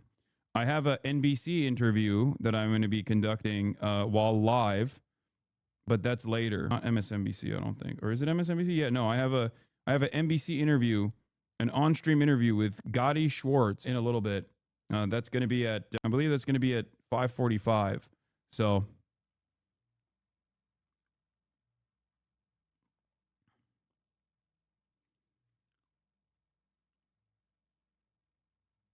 does Dropsite just give the facts about the situation, or do they have their own agenda and opinions? No, it's not opinion pieces. It's just straightforward journalism chatter. Unless you consider having direct access to Hamas to be biased or opinionated. But did you not hear the whole conversation that took place just now, which is that there is a tremendous value to directly having a point of contact with people like this and to interview them. And I am fearful that the administration is desperately trying to criminalize exactly that. So for the record, if you are wondering why some of these incredibly respected journalists come here and do these sorts of interviews, as opposed to your favorite slop tuber, maybe you're like a fucking hater or whatever. It's because there is a lot of value in understanding or developing a broader understanding, a more nuanced understanding of the history of resistance, militant resistance against entities such as Israel and numerous other colonial entities throughout history. Okay, something to consider. There is one other interesting piece that just came out from friend of the show. Yeah, okay. MSNBC is trying to reach out. Well, they know how to get to me.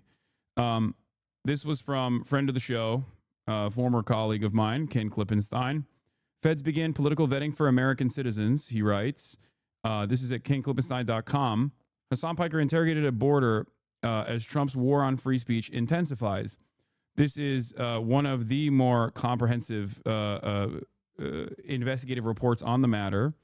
I talked to Ken extensively to aid him to the best of my ability. He's a national security reporter, for those of you who don't know, has done brilliant work in the field.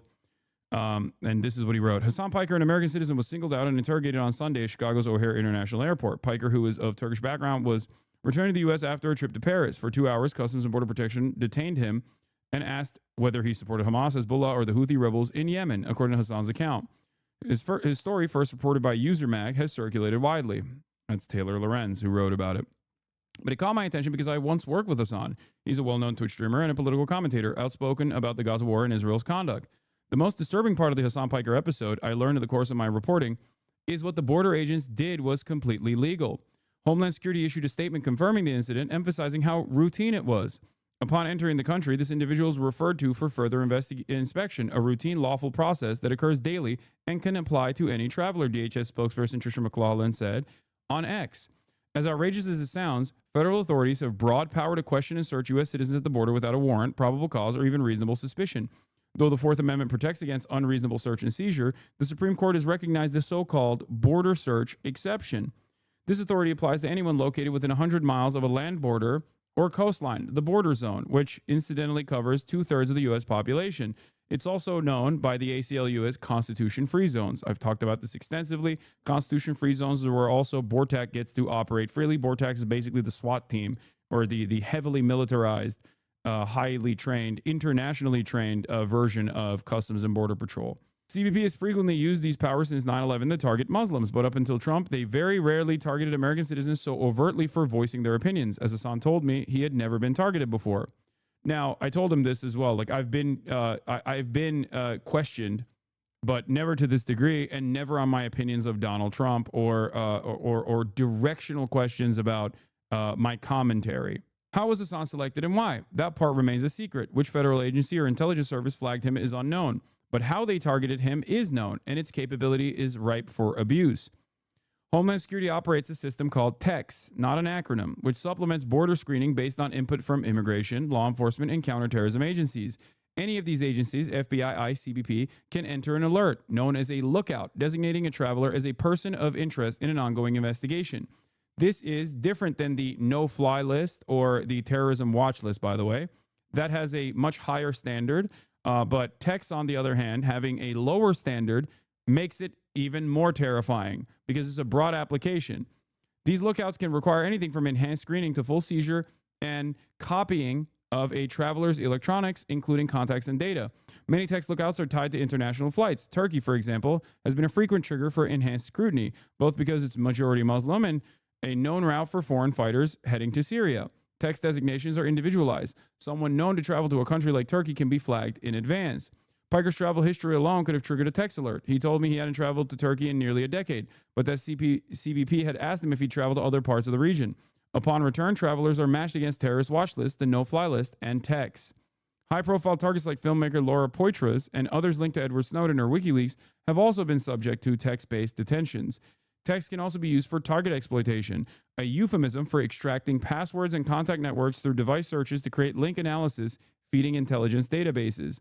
Piker told me CBP did not search his electronics and that he would not have allowed it, calling it a red line for him. However, refusal could have led to detention or denial of entry. I think Ken is wrong on this, by the way. As an American citizen, the Customs and Border Patrol, as of this very moment, cannot actually deny someone entry into the United States of America. There's a violation of the 14th Amendment. Doors open. My food is here.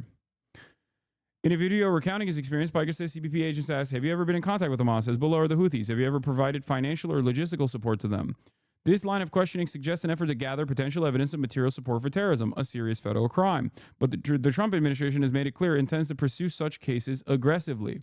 White House counterterrorism director Sebastian Gorka has even suggested that those who oppose Trump's deportation policies could be considered to be aiding and abetting terrorists. Piker also said CBP asked, have you ever interviewed a member of Hamas, Hezbollah, or the Houthis? In January 2024, Hasan interviewed Yemeni TikTok influencer Rashid al-Haddad, who calls himself the Pirate King. The internet dubbed him Timothy Chalamet, a play on the actor Timothy Chalamet. The interview very quickly went viral, but not everyone was amused. While Voice of America noted al-Haddad wasn't a member of the Houthis, a U.S. designated terror organization, it cautioned that he promoted a controversial cause. The Anti-Defamation League claimed Piker's connections were unclear and accused him of spreading Hamas propaganda. There is, of course, nothing illegal about interviewing a member of a terrorist group. Journalists do it all the time. What makes text concerning is the secretive nature of the designations. It only takes one agency, based on internal criteria, to flag someone. As I previously reported, Sebastian Gorka is spearheading a new international counterterrorism strategy that includes redefining actions by American citizens as supporting terrorism. During a recent congressional hearing, Director of National Intelligence Tulsi Gabbard stated that the intelligence community has identified foreign funding of pro-Palestinian protests in the U.S. This effort to link Americans to foreign terror groups is aided by aggressive information sharing between federal government and the private sector, including Twitch, where Hasan is most active. A 2024 GAO report found that the FBI and DHS are already sharing domestic extremism threat intelligence with social media and gaming platforms. An update in early 2025 confirmed these mechanisms are in active use and have been further developed. Twitch's 2024 transparency report revealed its second highest enforcement volume ever for terrorist propaganda in the wake of the October 7 Hamas attack on Israel. Twitch forbids displaying terrorist or extremist content even for the purpose of denouncing it. In 2023, Twitch joined the Global Internet Forum to counter terrorism. A Twitch employee told me the platform has increased its external engagement, code for threat sharing with the government. Did Twitch flag Hasan's interview, triggering the text alert? There's no way to know. I don't think they did. I don't think they did that. Because if they had done so, they would have banned me already, for the record. Yeah, Ken is correct. They could further prolong your detention to seek a warrant. Prolonging your detention is not the same as outright denial of entry. No, I know. I know that. They can prolong my detention. Yeah, they make it shitty to when you refuse to cooperate. And it could have been any number of other social platforms Piker resides on. Twitch did not immediately respond to my request for comment. Regardless, this kind of harassment is insane and extends Trump's border crackdown to U.S. citizens. I think it was just a threat, Hasan told me. Let it be a warning. Better to not ban you so they can keep tabs on you and pass it along the government? Are you kidding me? Do you know how much external pressure Twitch has received from literally a fuck ton of advocacy groups to try to get me banned? Are you kidding me? It would be infinitely easier for them to just ban me if they were engaging in information sharing with federal agencies. I don't agree. I don't think this is Twitch. Yeah, a fucking American congressperson was goaded into writing a fucking congressional letterhead letter. Damn, this guy's good.